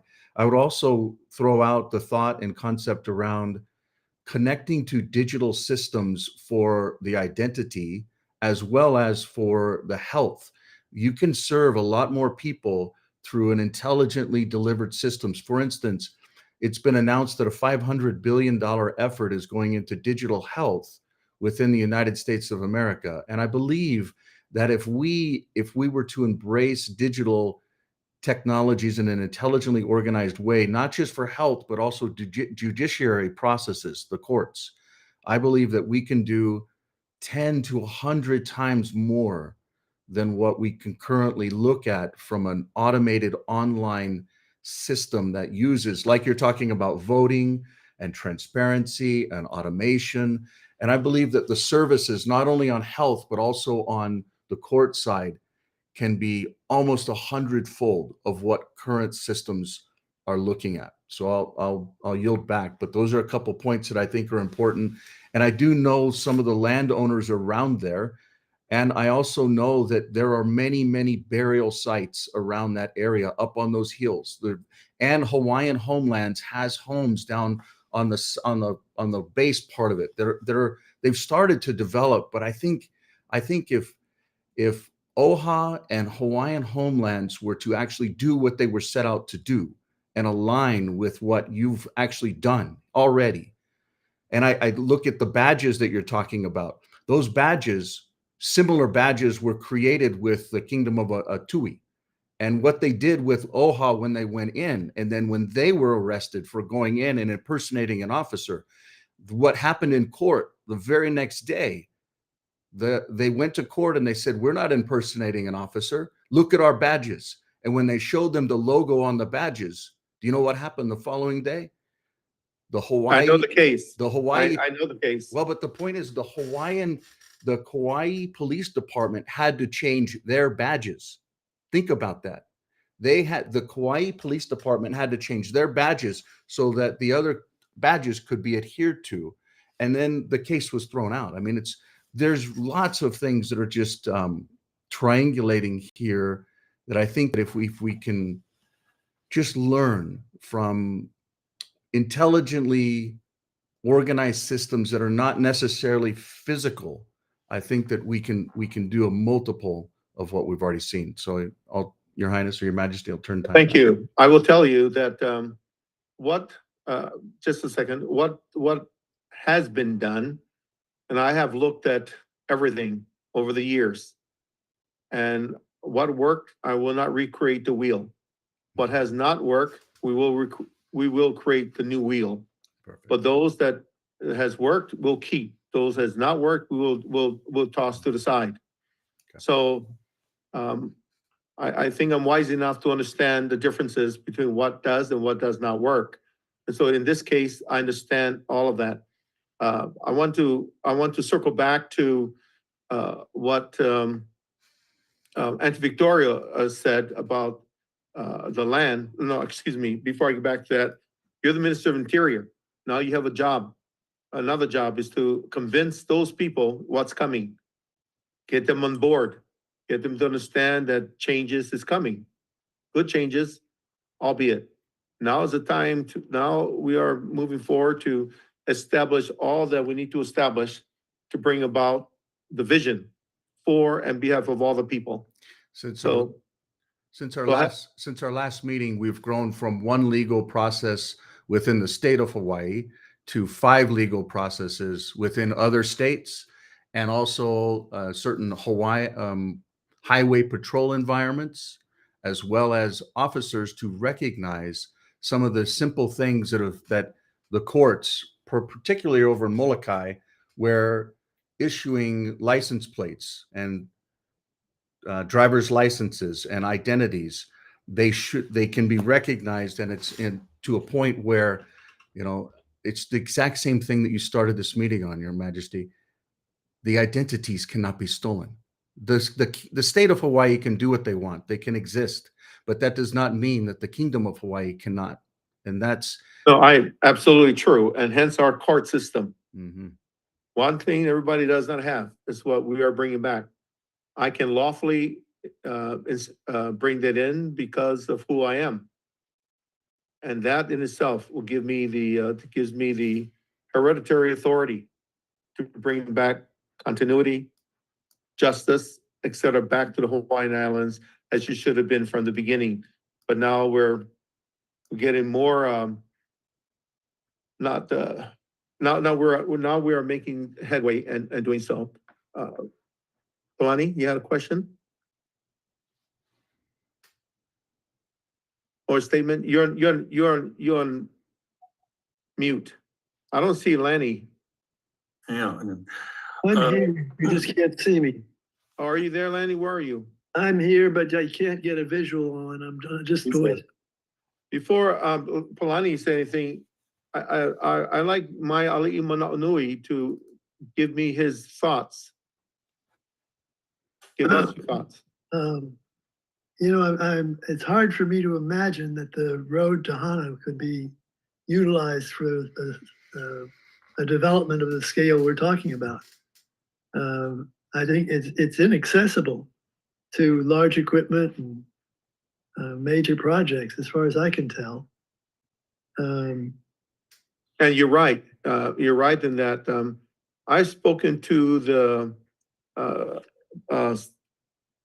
citizens of the kingdom who are retired Army engineers. And they know the property very well. They live out there. And they've given me some ideas as how we can expand it and make it more accessible for us. There is no block of land on Maui that is that large for us to do what we need to do. As our Minister of Development said, we only need about 400 or 500 acres to do one thing. So if we're just to build one thing on one area, we can go to another piece of property in Maui and continue to flow, but we will make it work. Lenny, please continue. I'm sorry. No, that's all right. I just think that there needs to be a really in-depth and professional assessment of the access issue before we start getting people excited about this project in their neighborhood or whatever. It's entirely possible we won't reach that stage if we conclude that it's too big a challenge. So I just want to be careful about how quickly we do outreach for the idea when there's obvious, very serious issues that have to be reconciled before we can make a commitment. Thank you. One of the issues that we've been addressing is that it's volcanic. You have a lot of lava, you have a lot of hidden crevices, and part of the land out there near the Mauna is unstable. Right. That is true. Whereas having the technical team, the science people going inside to look where the land that is the proper place for building, that it's still, we're still looking at everything here, and Maui may not be where we might move it to Hawaii Island as an example, Lanny, because there's more land base to build what we want. We can move it to Hawaii Island. There's actually 4 islands. I have 4 fingers. 4 islands that that I've identified as a possibility sites. One is Maui. That's where I prefer having it, simply because that's the original governance of the people of Hawaii. That's the first original kingdom, was Maui. And that came from Kamehameha, my great-great-grandfather. And so Maui would be the ideal place. And if the land does not justify that, then maybe we could put one structure there and look for other places we could put the structure too. We could spread it out where we need to be, but we need to work with what we have to make it work. The other island is Hawaii Island, because there's more land based there that we can work on having that. And then there's Oahu. There's a place, there's in Haleiwa side that has approximately 800 acres of land in Hawaii Island. The fourth island is Molokai, but Molokai is too small, and the transportation to and from Molokai would be challenging at best. So the only two islands that can meet our criteria, and it's not Kauai either, is Oahu and Maui. Hawaii Island, those three islands. Yes, Jabbar? Yeah, done. I have a response to Ali Manav's question, Your Majesty. There's something called a safe bearing capacity of the soil. So I know, over the time, soil weakens, due to volcanic and, continuous bombing, whatever reason. But the foundation design, when you design, it can vary based on the safe bearing capacity of the soil. You test the soil, then you design the foundation. So foundation, a pile foundation or a reinforced cement concrete foundation. So in whatever condition, he told me that heavy equipment cannot come in with it. So we have something called a sheep-footed rollers, which are light. They can travel very easily even on a clay soil. So there are all the ways we can work it out. I just wanted to respond to Ali Manav's query in that. Lenny, I agree too. The geotechnical surveys are going to tell us what we need to know to determine. Exactly. I was just everywhere. going to go there. Yep. Yes. Lenny, any more you'd like to say? Hang on just 1 second. I got a machine going here.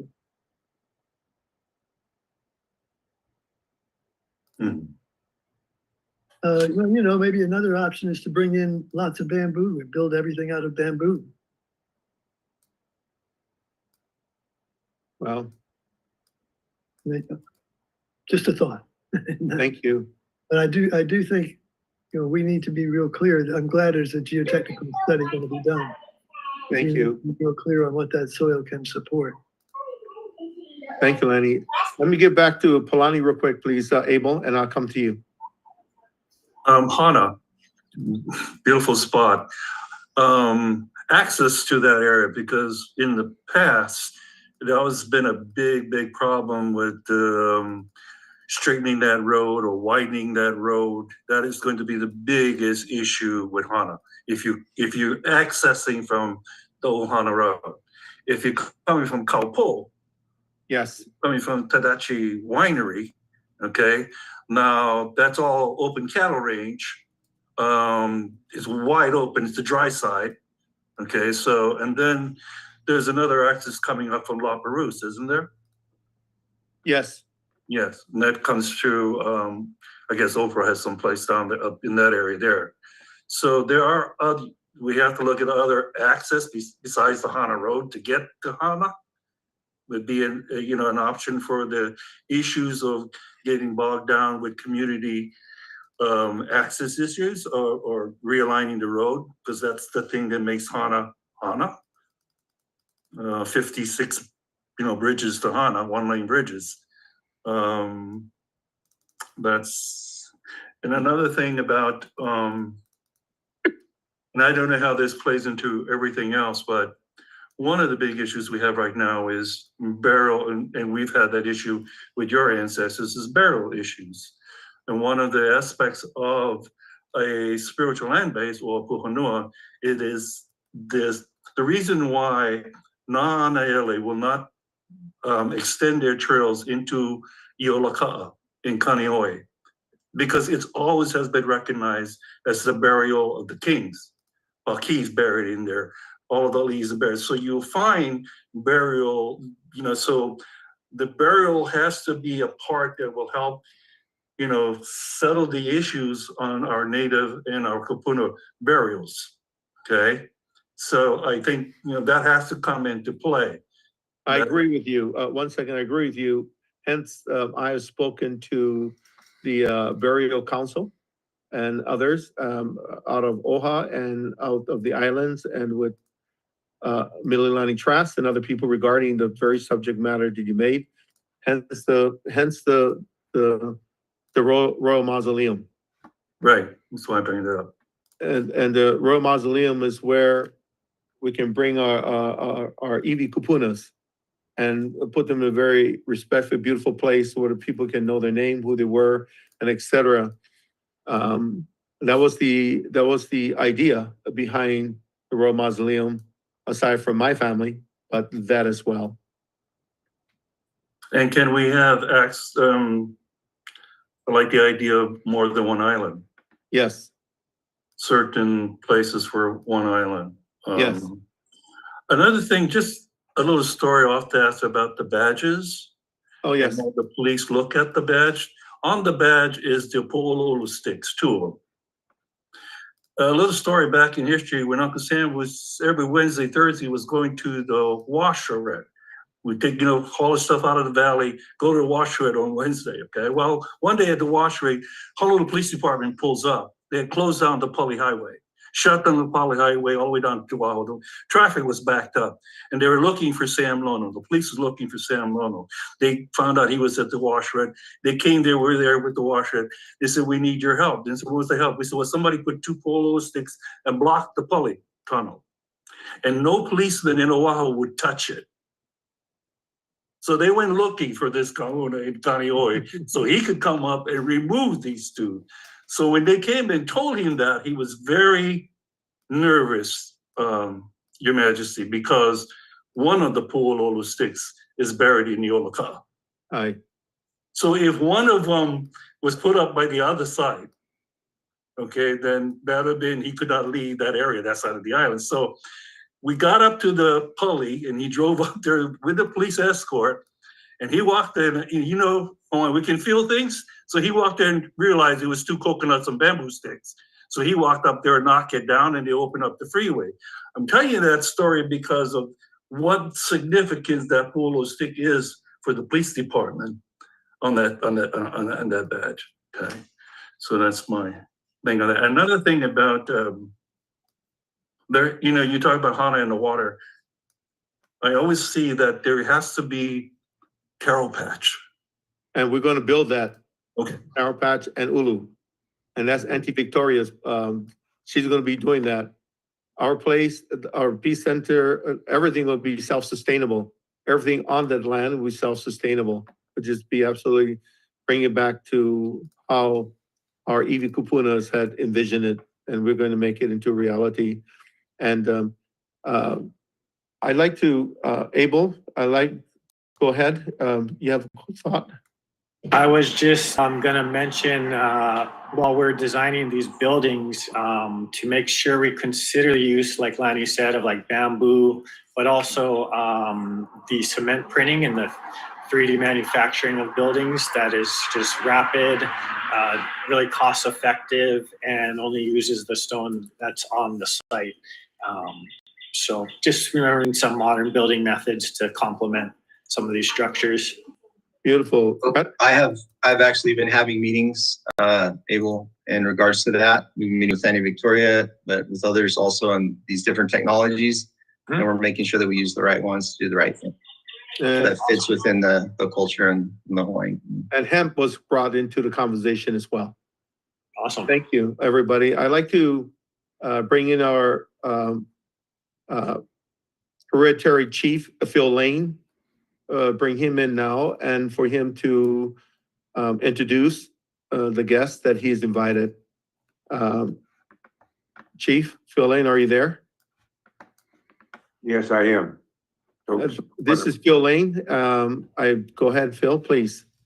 Well, first of all, I want to say that I'm very honored to accept the position that you shared with me as Speaker of the House. and that I fully embrace that position and fully give my soul and heart to making sure that in every way, shape, or form that I will be here to serve and protect you from every position possible. Before he continues, I had a lengthy talk with Phil, and of all the positions that we have, he's best suited as our Celestial Council, Speaker of the House, because not only is he an elder kupuna, but he's pretty wise as well, and he could please. So welcome, please go ahead. Yes. First of all, I want to thank Sister Victoria.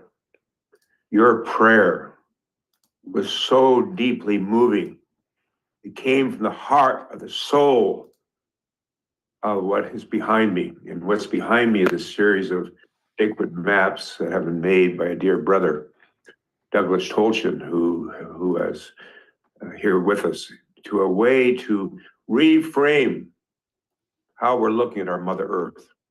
And so not only these maps, we won't go into it now, Douglas, but because he can talk a long time about this, but this begins to map out the sovereign reach of the Kingdom of Hawaii that has been breached by the latest executive order. So I'd like just briefly, Doug Tolchin are here, but Jeff, in fact, all those that have come here at the invitation given by the King, which I shared with you, if you'd raise your hands. And those, Could you introduce them to us, please? yes, so I'd like to, Douglas Tolchin, can you please step forward and give your greetings?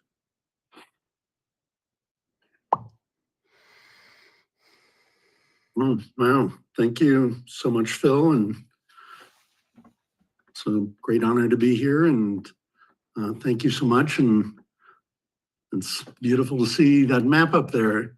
It's quite interesting when you look at the Bioregional Oceanic Protectorate there, that's all points of salt water closer to the shorelines of Hawaii than any others.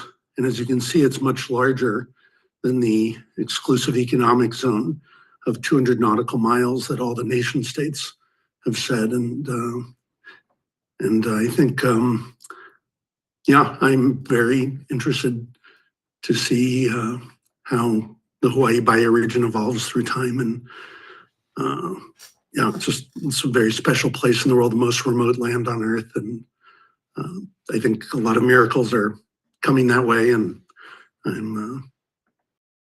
I'm just very pleased and honored to be here with you all. Oh, and you know, I want to do something here that's so important before we go any further. In fact, it was in my heart and soul when we started, but I must say I got excited to carry on what you, respected King, had instructed me to do this and introduce people. But I think before I even go any further, I must do this.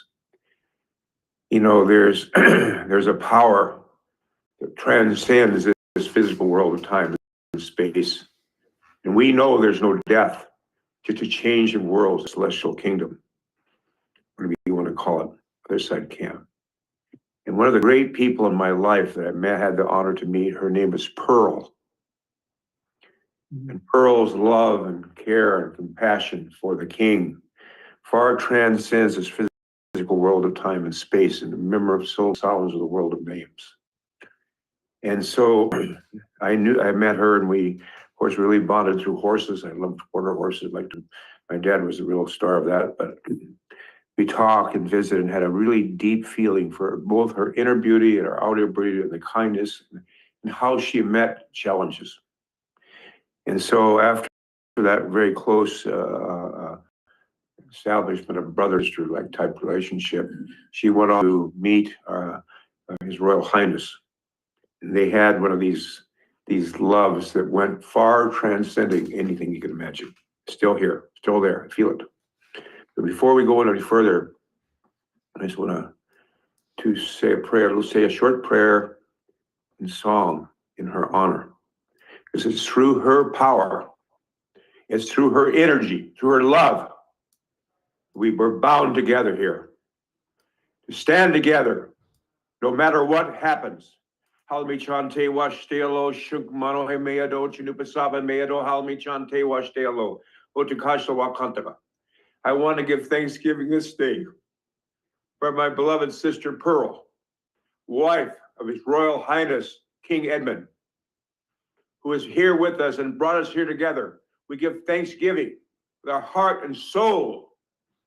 We call all the tribes and nations, the four directions, the east from where comes the red sunrise, the south from where comes new life, the west from where comes thunder, lightning, and rain, and the north from where comes new life, to stand up in honor and respect for this beloved woman and her spirit that stays with us today, and how womankind has gone through this preparation, but these qualities are what's needed to sustain peace. And so now, with a sacred song, I think that she walked from the White Buffalo Cavalry. It says simply this: Wayankie, behold this. We look at that sacred pipe, as my dear brother has held and has had and will have. It's just the way it's just to be. You have the bowl that represents the earth, mother, as a power of cohesion or unity. You have the stem, like the plant people. And always in our bundles, we have our animal relatives. And then you put that together. Here's that bowl, Mother Earth, womankind, and you put it together, boom, create life.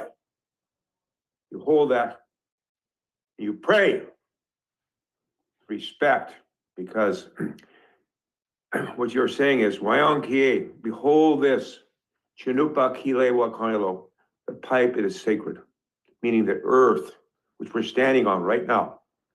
That's why we call it the sacred kingdom of Hawaii, this sacred land.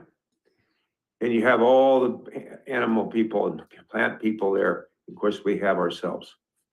So in honor of Pearl and her eternal spirit, of which I know will walk with my brother forever in worlds far beyond this world. Wayankie,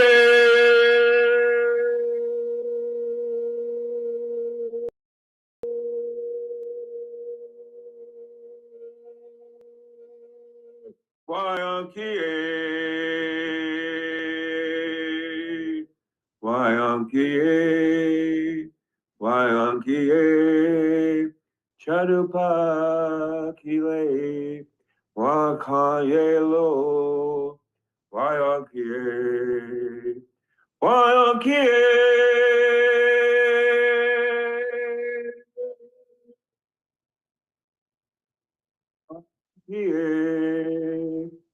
Wayankie, Wayankie, Chanupa Kile, Wakayelo, Wayankie. Oh, now stop there. One for Pearl, one is for His Majesty. 2 verses sent out with love, compassion, honor for what is being unfolded here. I've shared with you a 77-page document that has been very closely developed with our very honored, respected king. And we've come, there's a world of names, you know, we go in, there's titles and this and that, hereditary, this was, but then there's the world of the soul. And as our king has been so beautifully mirroring back to us, each of us is a sovereignty, ancient, imperishable, and everlasting. Each of us in this world of names. World, we have different names and titles and so forth. But we're also knowing we're speaking here too. Right here. We're just simply mirrors to each other. Now there's a 77-page document, especially Attorney General, I'd love to hear what you're saying, what your position is, and I'm glad we have some lawyers involved. Because it's about the sacred nation of Hawaii, but it also integrates the best thing I can think of. Now, I'll give you a little bit of background about myself. I'm a enrolled member of the Chickasaw Nation, where my great-grandfather was the interpreter and the head of the Chickasaw Senate. My great-great-great-grandparents died in the Trail of Tears. And he, through my grandmother, of course, who helped raise me, my Chickasaw Nation side, so I'm a member of the Chickasaw Nation, as well. I'm a member of the Honktawa Yankton Sioux tribe, Honktawa Nation, Hiawatha, PZ, and Deloria Teal Spies, which identifies that there. I've been trying to do my best for the last 55 years to serve the people, to serve this incredible vision we have. We know it's unfolding now. It goes way back before us. You've seen more than 500 years ago. I want to say this as well, that despite whatever people want to talk about, we had an intimate relationship prior to the coming of the Europeans, that we traveled from the Americas clear out to Aotearoa and back and traveled. So this is not something new, this union that's happening right now. It's always been there. It's always been there. Now, essentially, I'm going to share here, you can find the documentation, it's very well documented. We had lawyers look at every dimension of this. And we are standing in a tremendously, I can't think of a better legal position. First of all, we have taken now, also I'm a member of the Council of the Union of the Condor, Hummingbird, Quetzal, and Eagle. That's beginning to rise up and to connect about 80 million indigenous people. Now there's other groups and so forth, and our main thing is just like challenging everybody with disunity, trying to get everybody together on one side, but it's happening. That bridges over to our relatives over in Ireland and into Friesland, Kindred Spirits Ireland, Friesland, and of course into Africa and other places which we all are part of. But I want to say this, if you look at this document, it's been very clearly declared this. Every treaty, my uncle Vine Deloria, we kind of had a joke about this, but it wasn't a joke. He said, you know, you made over 300 treaties with us. You've kept only one promise, and that's this. You promised to take our land, and you did. That's it. Every treaty has been broken. So we jointly declared that all treaties are no longer valid. They're null and void. And that all lands hitherto have been taken by illegal treaties in which we have the right to decide are back to our possession, and we will regain our rights to these in a peaceful, loving, kind, legal manner, but we shall. Now, I'm really thankful. I don't know if he's able to ride with us, but our brother Gujao, who is the hereditary chief up at Haida Gwaii, they have been able to, by being very thoughtful about people living on their land, instead of just saying, well, really, I mean, I'll get to that soon, but they have been able to regain inherent sovereignty, which, by the way, the Kingdom of Hawaii has never, ever given up inherent sovereignty, ever, ever. Since the beginning of time, has never given up inherent sovereignty. So maybe I think go into that dimension. I think you'll find in this 77-page document, I cannot think of a clearer case of how the U.S. government has come in and illegally, in every sense of the word, even in their own words, has in 1893 overthrown the legal government of Hawaii. And that is completely and totally illegal by any court on the face of Mother Earth. In fact, if Hawaii chose, and the king chose at this moment, and had the military force, he could remove anybody he chose from the islands. I mean, that's how, and that's what inherent sovereignty says. Obviously, you can hear how he has this great love for all humanity, that's not the case.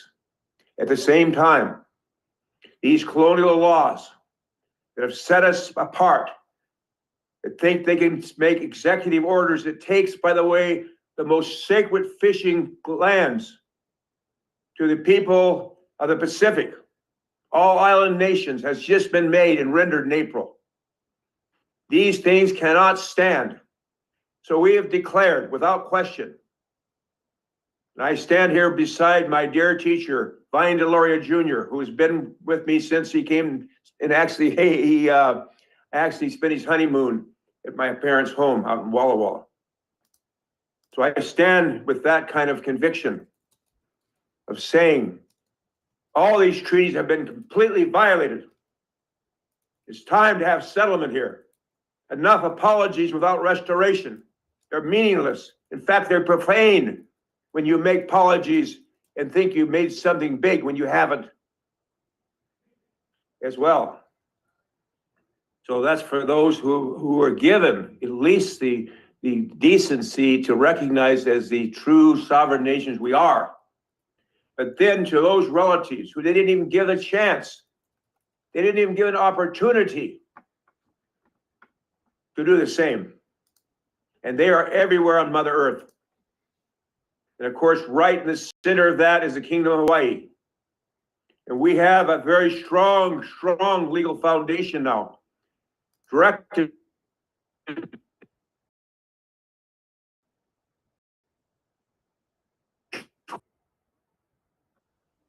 for every international court in the world.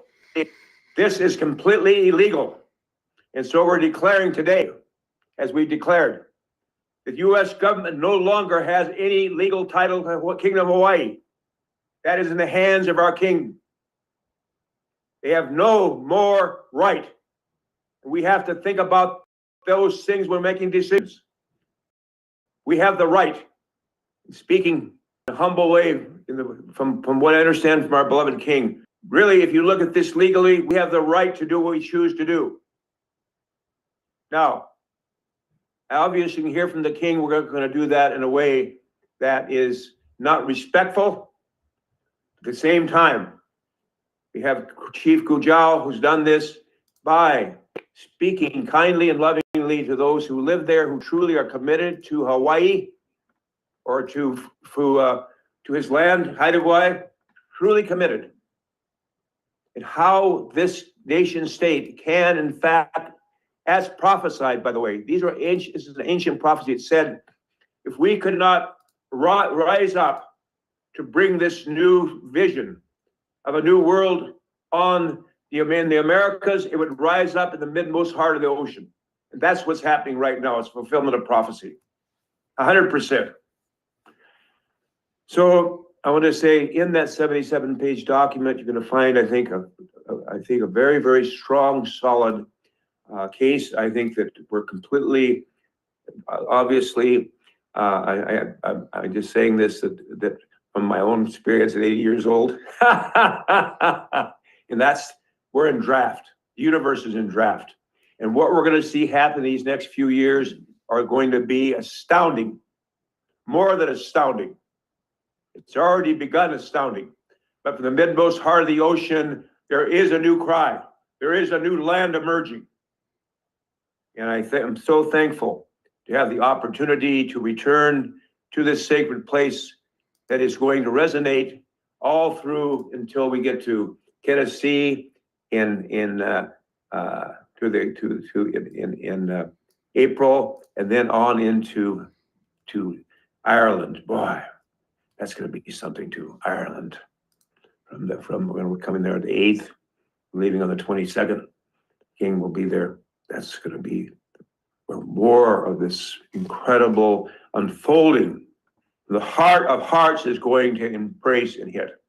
So I thank you so much for your listening, and I kind of get enthused when I think about these things. Thank you. I appreciate your enthusiastic vigor there. One thing I enjoy is that people speak their truths and how they feel and so forth. I don't know, you mentioned Gujao. Hello, Gujao. Would you introduce yourself, please? Yeah, okay, I'm sorry, I haven't finished. I don't know if he's got it yet. I'm just kidding. I'm sorry, I thought you was done. Go ahead. Yeah, I'm sorry. Let me just finish here, just a couple of more introduction here. All right, so Ejna, Sister Ejna, here's one of my dear sisters from South Dakota, who's also a member of the Hongswell people, who's very involved in Indigenous women's movements everywhere in the world now. I hope she's still here. Sister Ejna. Aloha. Aloha. You're on mute. Can you take yourself off mute, please? She's on there, yeah. I took it off and then it go, okay. Yes, it's wonderful to be here. Aloha from my heart to all of yours. And I've had the great honor to visit Maui and Oahu and the Great Island. And I've actually traveled the road to Hana. So I know the challenge that's facing, but it's making my heart sing to see all of your plans and all of these are going to be materializing. So this is a great inspiration for all Indigenous. And I'm still very much, it's wonderful to be here. Thank you very much. Yes. Pleasure having you. Can you give me a little bit about your background, please? Yes, yeah. Well, actually, my dear brother, Chief Phil, we descend from Hihomichasha, Owlman. So we share some of that lineage together.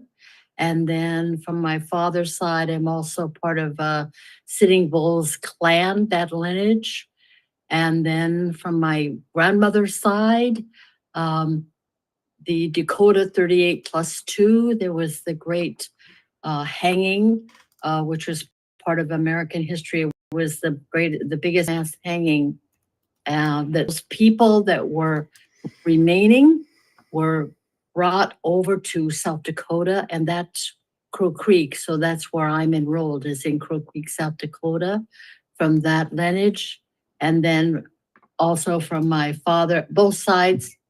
Then I'm also have ancestors that were massacred at Wounded Knee. So I know that our ancestors do walk with us and are working with. I want to honor my lineage, your lineage, and the blood, the beautiful blood, mother's love that flows through all of our veins. The divine mother's love is nurturing us all. And that's what we need to bring forth to make our prayers and our actions and our inspiration come from our own divine nature, which we are now beginning to re-establish, re-recognize, and let it guide our actions, our inspirations. So thank you. Thank you. And King, there's others I want to introduce, but Chief Gujal has arrived. Now I want to say he's been through a tremendous challenge in his community. I won't speak about it if he chooses to speak about this himself, but I want to, before he speaks here, because we've been setting up this call for a while, let me just say, one time there was a place called Queen Charlotte Islands that was never given sovereignty, and he was through his way of negotiating, which I think is your way, very closely, I can see, he was able to regain now it's called Haida. And now he's just completed, I think, the most remarkable, probably treaty negotiations ever taken place in history, where he's regained 98% of his land is now inherent sovereign, will never lost its inherent sovereignty. So I put it that way.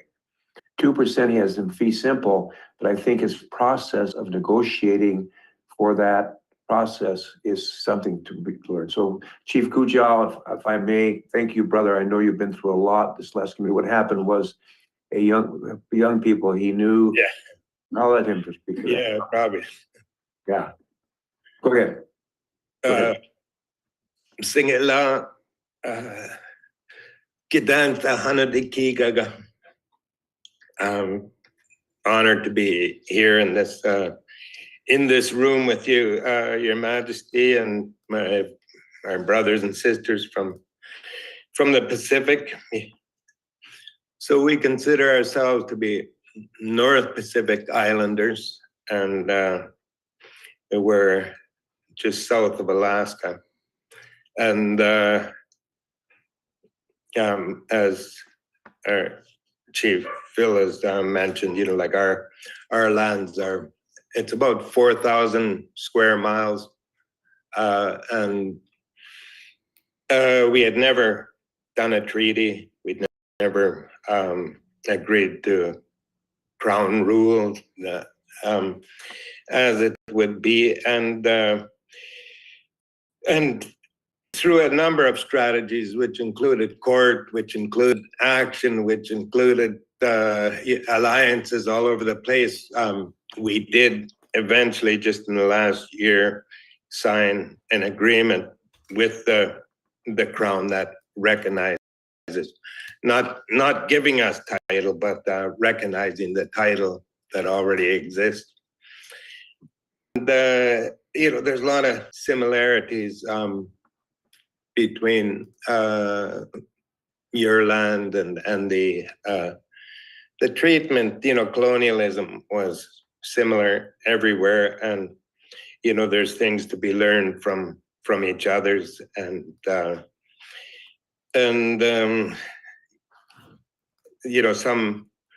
some like it'll take longer than a Zoom call, but certainly I'm glad to make this connection and quite willing to share, kind of even anxious to work with Hawaiian people on strategies.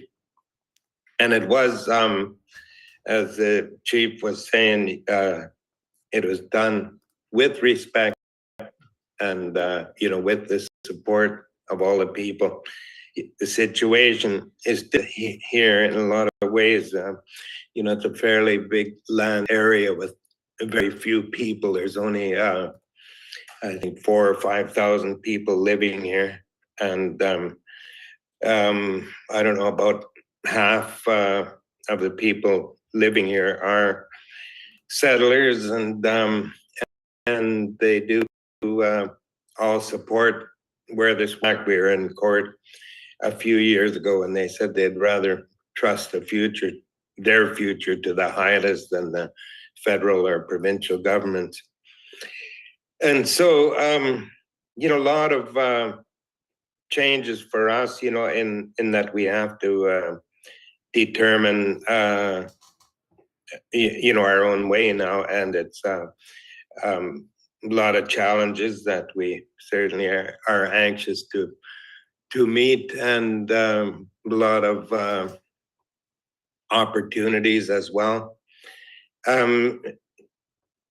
Like we, at this point, like it's recognition of title that's always existed on the land, right to the lowest tide. And the tides up here are like 24-foot tides. And so it's a lot of beach on top of the land area. And there's also a lot of, I would say, while more than half of the land has never been touched, there was years of pillaging. It's very rich land, big trees, and a lot of booty, as they would have seen, and a lot of fish, and a lot of resources. But in this instance, we regained title without one person going to jail, and without anybody being killed or wounded in the whole thing. And it is a story worth looking at. So I'm glad to make your acquaintance in this way, and hope that we have more time together. Me too. I look forward to sitting down and understand from the chief that you have lots to tell me, teach me. I'm teachable. Well, I'm like that too. I'm certainly got a lot to learn. Student of life. I like that. Nice to meet you, Chief. Aloha. And Your Royal Majesty, I have our dear brother, Gary Walters. I want to introduce you. Gary is one of our true, I would say, visionaries, and he's from the Eagle people up here in British Columbia. Gary, are you there? Yeah, I think so. Hello. Okay, there he Aloha, is. Gary. Hello, Your Majesty and Chief Phil. My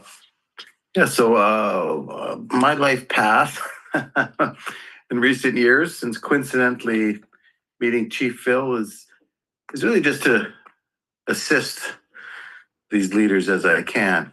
I refer to myself sometimes as a ceremonial assistant for Chief Phil, which first and foremost is carrying the suitcases through the airport.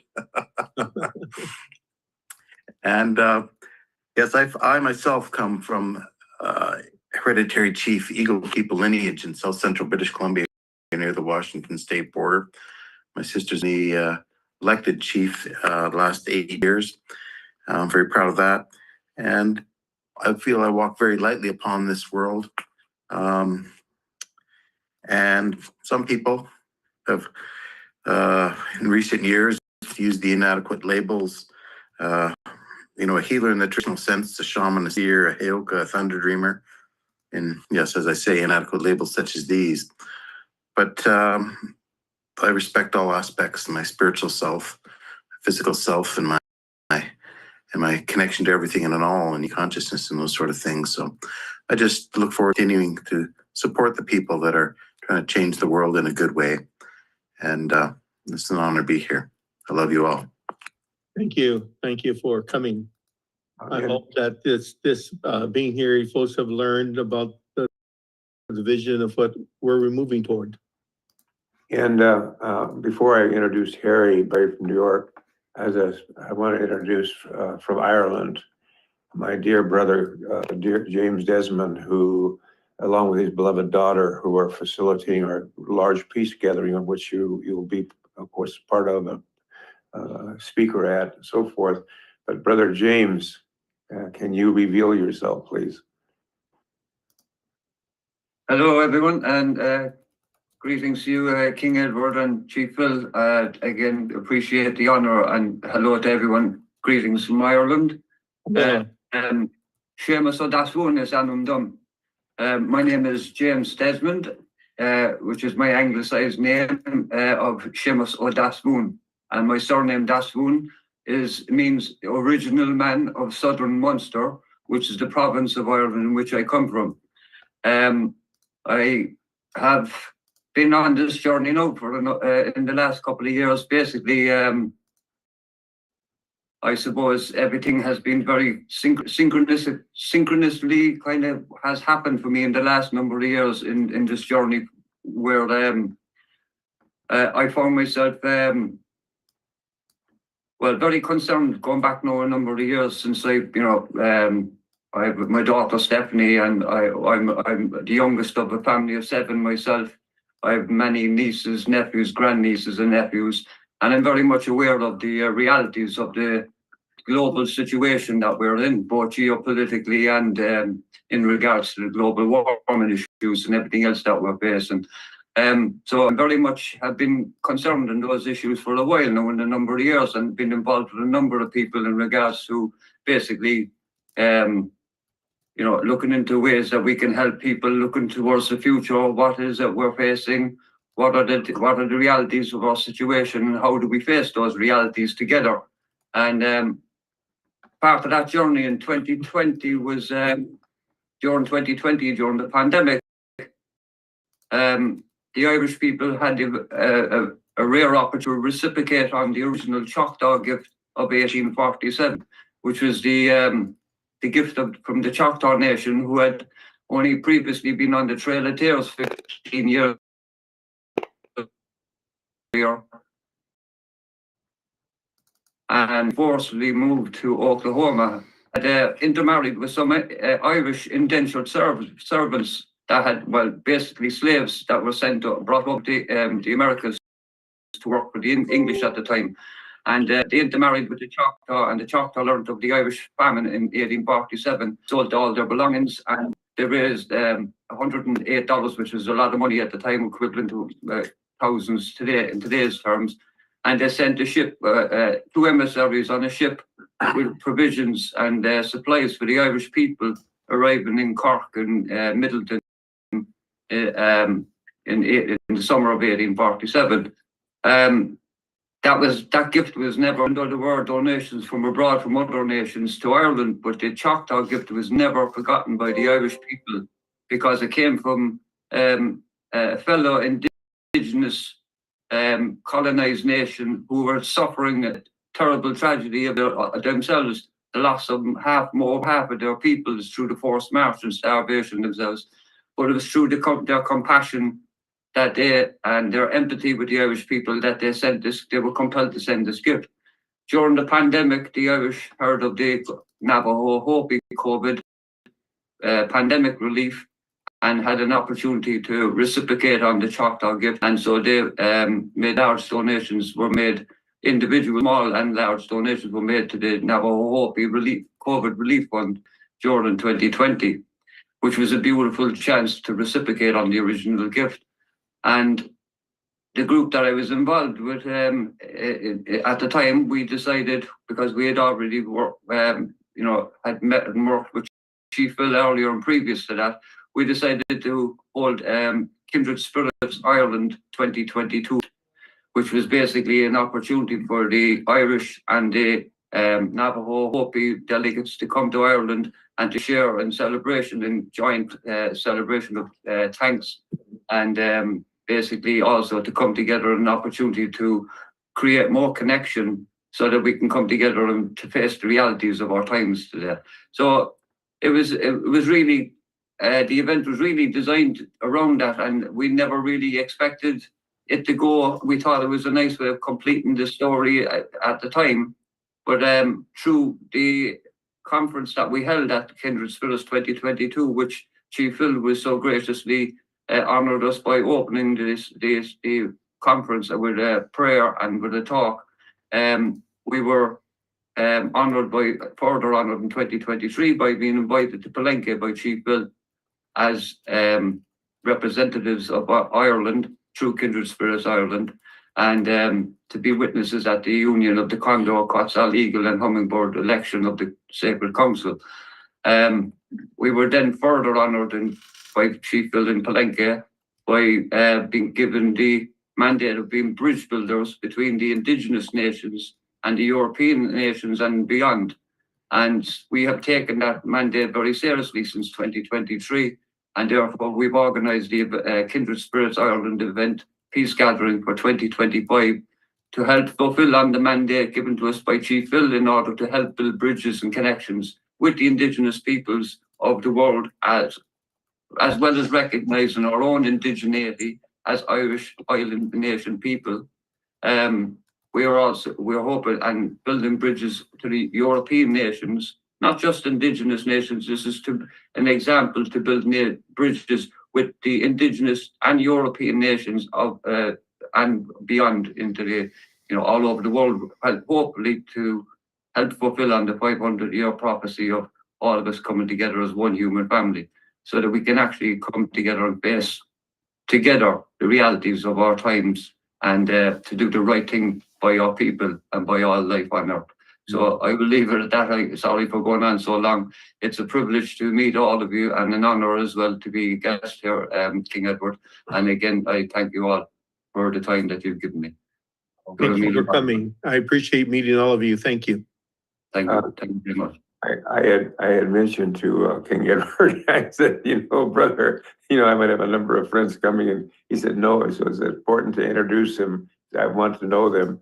So I had to thank you so much.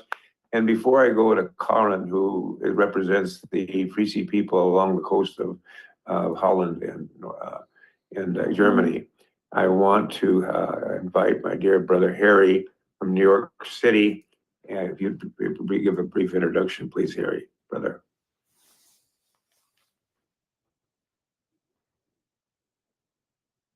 Thank you, Brother Phil, and thank you, Royal Majesty King Edmund, for this opportunity to meet you and to see Ejna and to see Douglas and the rest of the people that I met on a journey to Kauai a few years ago, where I ended up meeting Shane Cobb Haddam and have been in relationship with the indigenous Hawaiian of Kauai, and began to support them in ways that could help move their direction of restoring Mother Earth in a way that we're all committed to doing, and recognize that my commitment at this point in time is unite humanity, restore Mother Earth. And at this point, to understand my background is my tribes go back to Jacob and his 12 sons. And my journey to this point in time is the commitment to what we call in Hebrew tikkun olam, which is the correction for the planet and for the world. And to know that everybody here is on the same place in the same journey, it's an honor, and I will do whatever I can to make this happen in a powerful way for us to move forward collectively, collaboratively, and more intensely with loving each other. Thank you. Thank you for your presentation, and it's a pleasure meeting you as well. Yes. Yes, I'm trying to see, is Karen, Sister Karen, are you online here? Yes, I see you. Would you please give a little hello for us? Karen. Goedemiddag, goedenavond, goedemorgen iedereen. En ik ben heel erg vereerd hier te mogen zijn. Mijn naam is Karin Lindeman Boeren, Mijntje, dochter van Vrouwtje. Hello, all of you, Majesty, dear brother Phil, and some other relatives I already met in these beautiful gatherings. My name is Karin. I'm from the Frisi people. Through my lineage of my great-great-great-grandfather, Grutte Pier, he was one of the last Frisian freedom fighters. So I'm from the Donia clan. And I even did this I recently discovered this like 20 years ago through the research of my belated father. But it opened a completely new world to connect with our first ancestors. And we learned now that our people used to live on the bottom of the North Sea, that is nowadays North Sea, and they migrated to the coastal regions of Belgium, the Netherlands, Germany, Denmark, but even England and Scotland. So we're calling in our circle already since our beloved brother Phil visited our communities in the early 2000s, and he said he knew a few of the Frisian, and he called us in. He said, my most favorite tribe, the Frisians. I didn't know that I'm part of it. So this is a long journey already for 20 years, and it was beautiful to be able to have this privilege to be guided by Indigenous elders.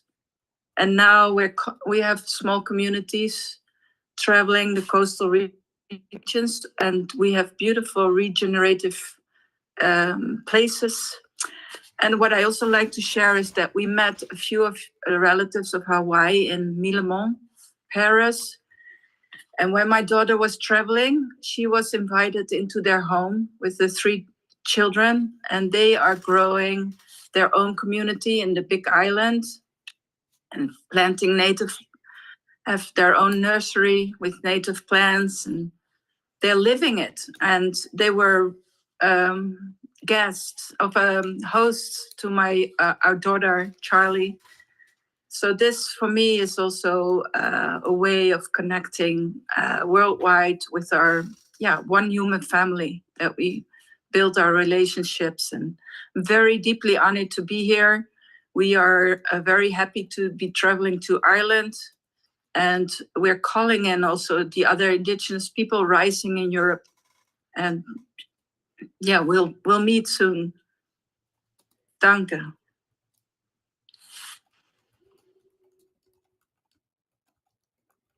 And Thank you so much, sister, beloved sister, and your beloved Dr. husband. Sharna, nice to meet you. Yes.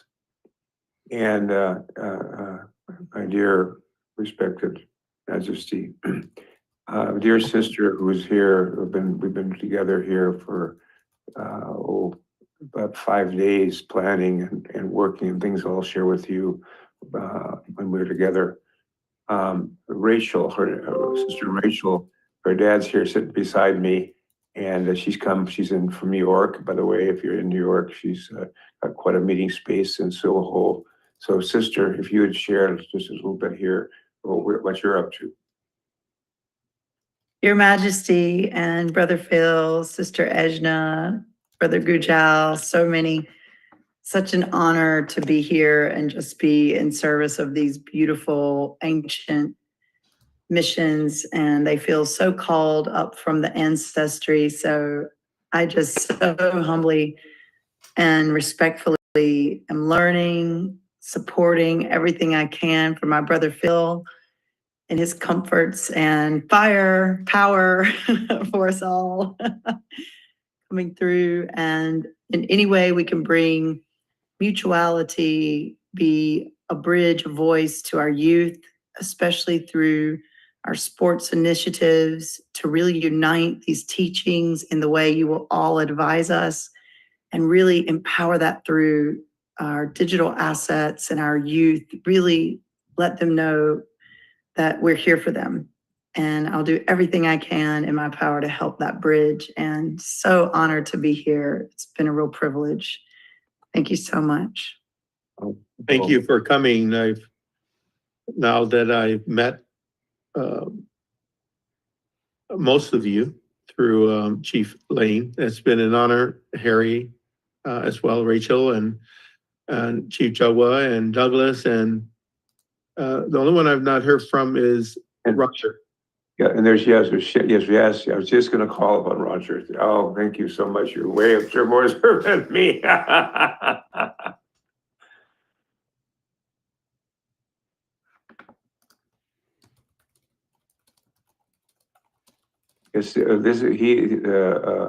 Chief Shinagwan is a chief as well as works and really working tremendously in bringing about inter-Christian, interfaith unity. And so where are you, brother?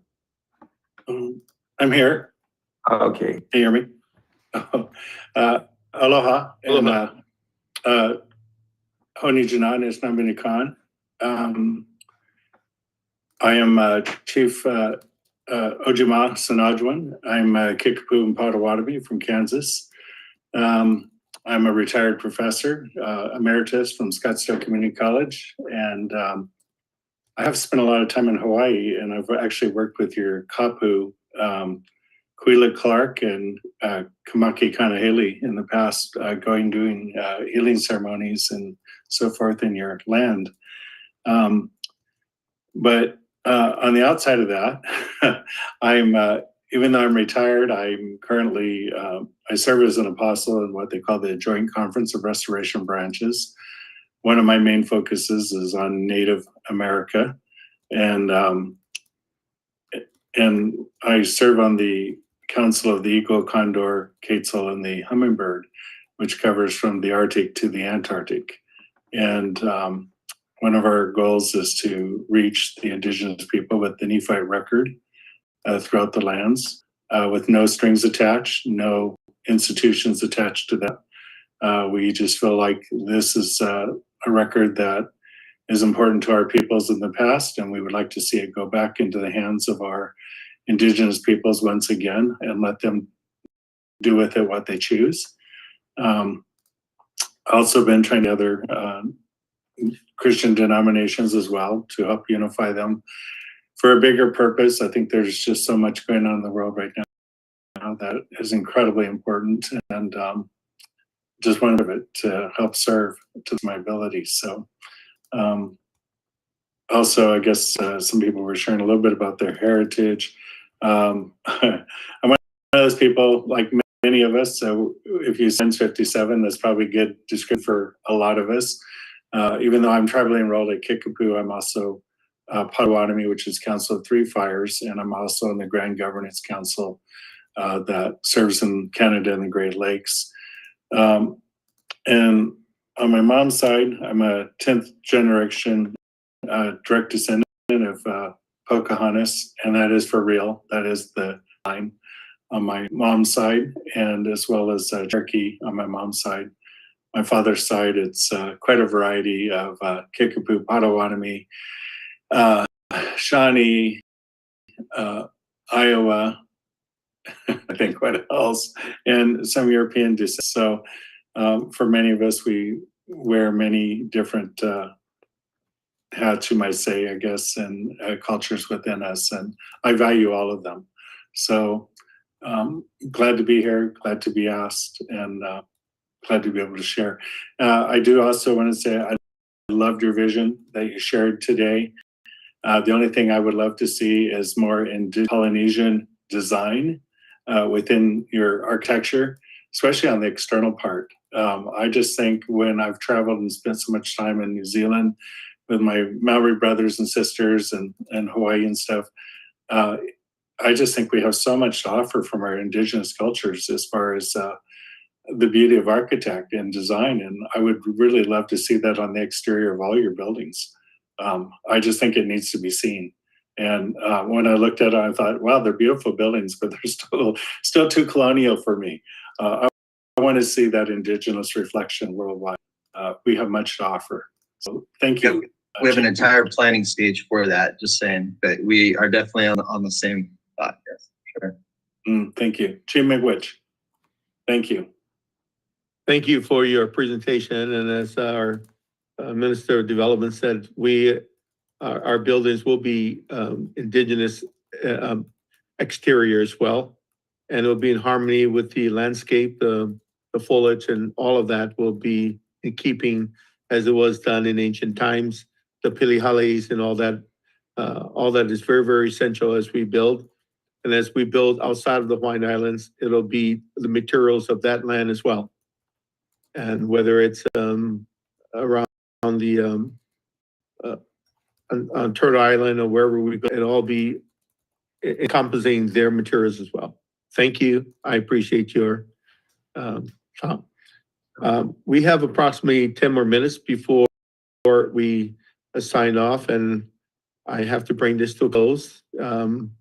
Auntie Victoria will be giving our closing prayer and a chant, but before I say aloha to everyone, I'd like to hear from our Chief Justice, Joshua, and to give some summary as to what he's learned or heard today. Chief Justice.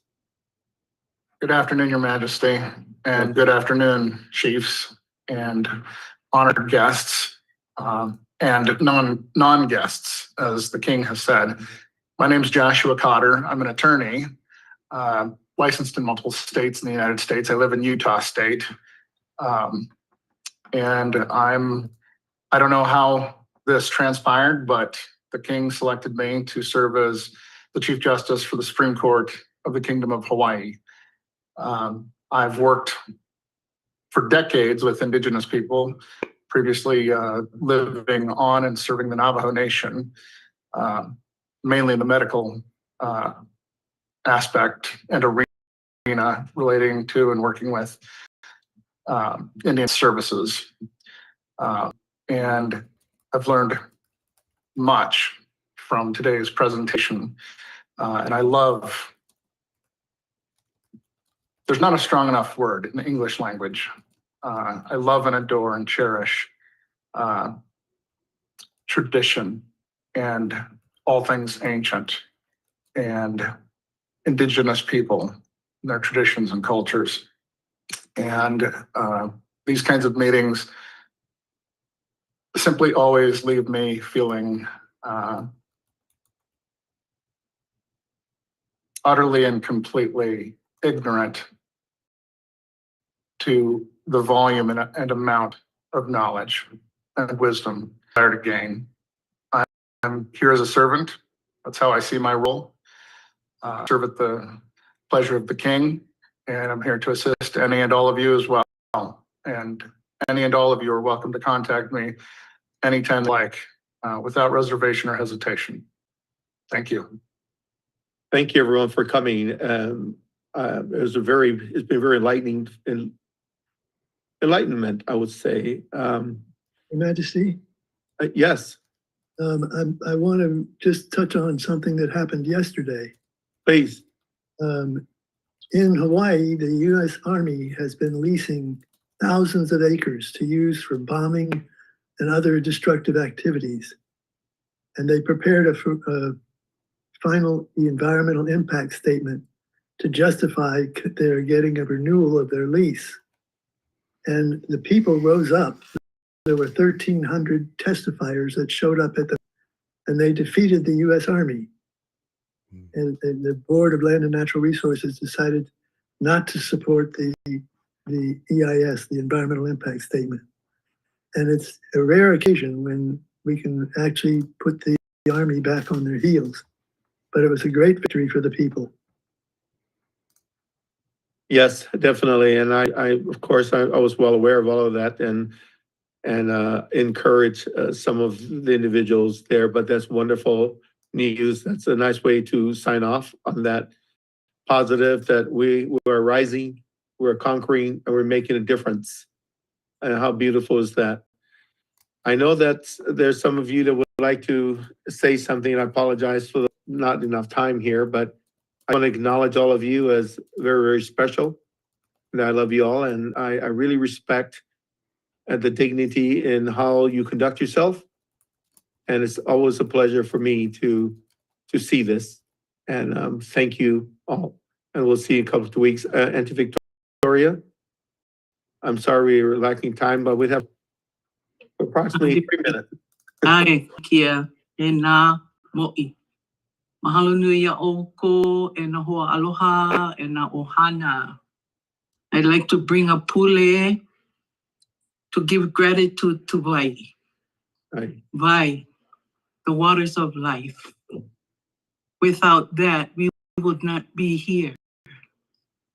We need to love and malama this Vai that Keakua has blessed us with.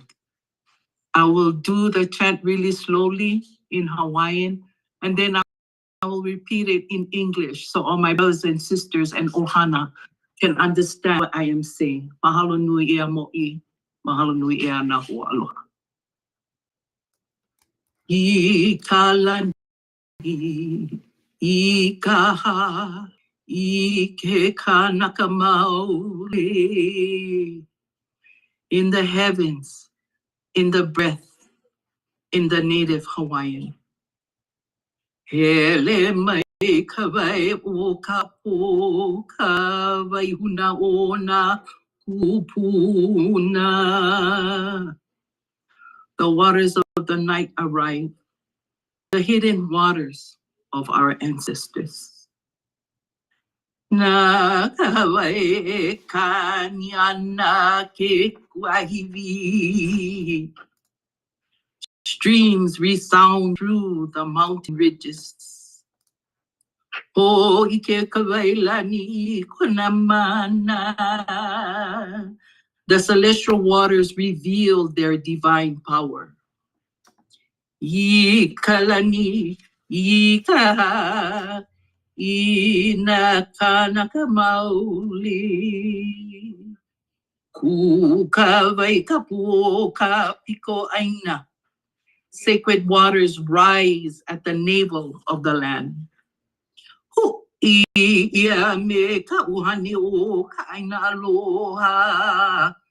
United with the spirit of the beloved land.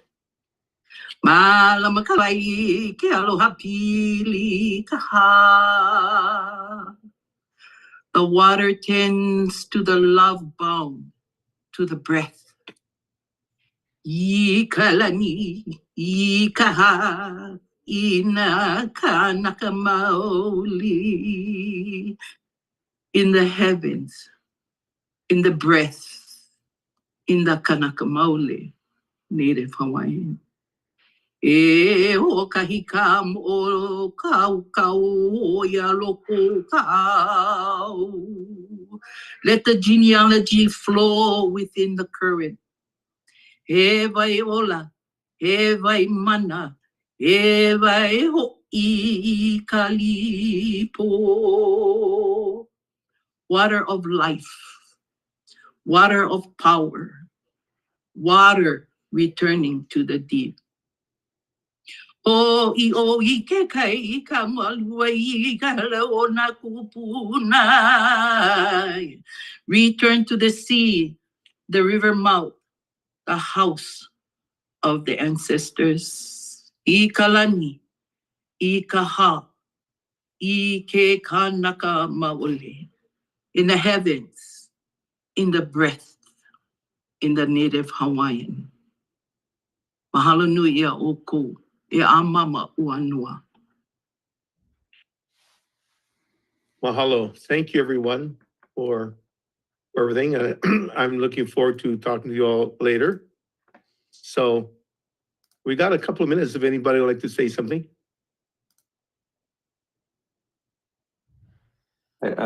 Brother, I'd just like to say that I like to laugh a lot more than I like to be serious, because when I came on, I realized I've been, bring up all this thing. It's okay. It's all good. Laughter is the best medicine myself. And when I look at these crazy things these people are doing, really, what can we do but laugh?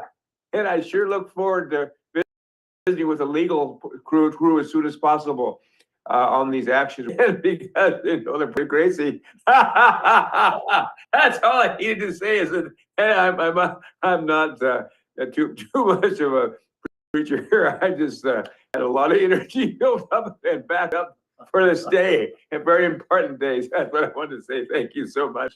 I have a place to vent. Yeah.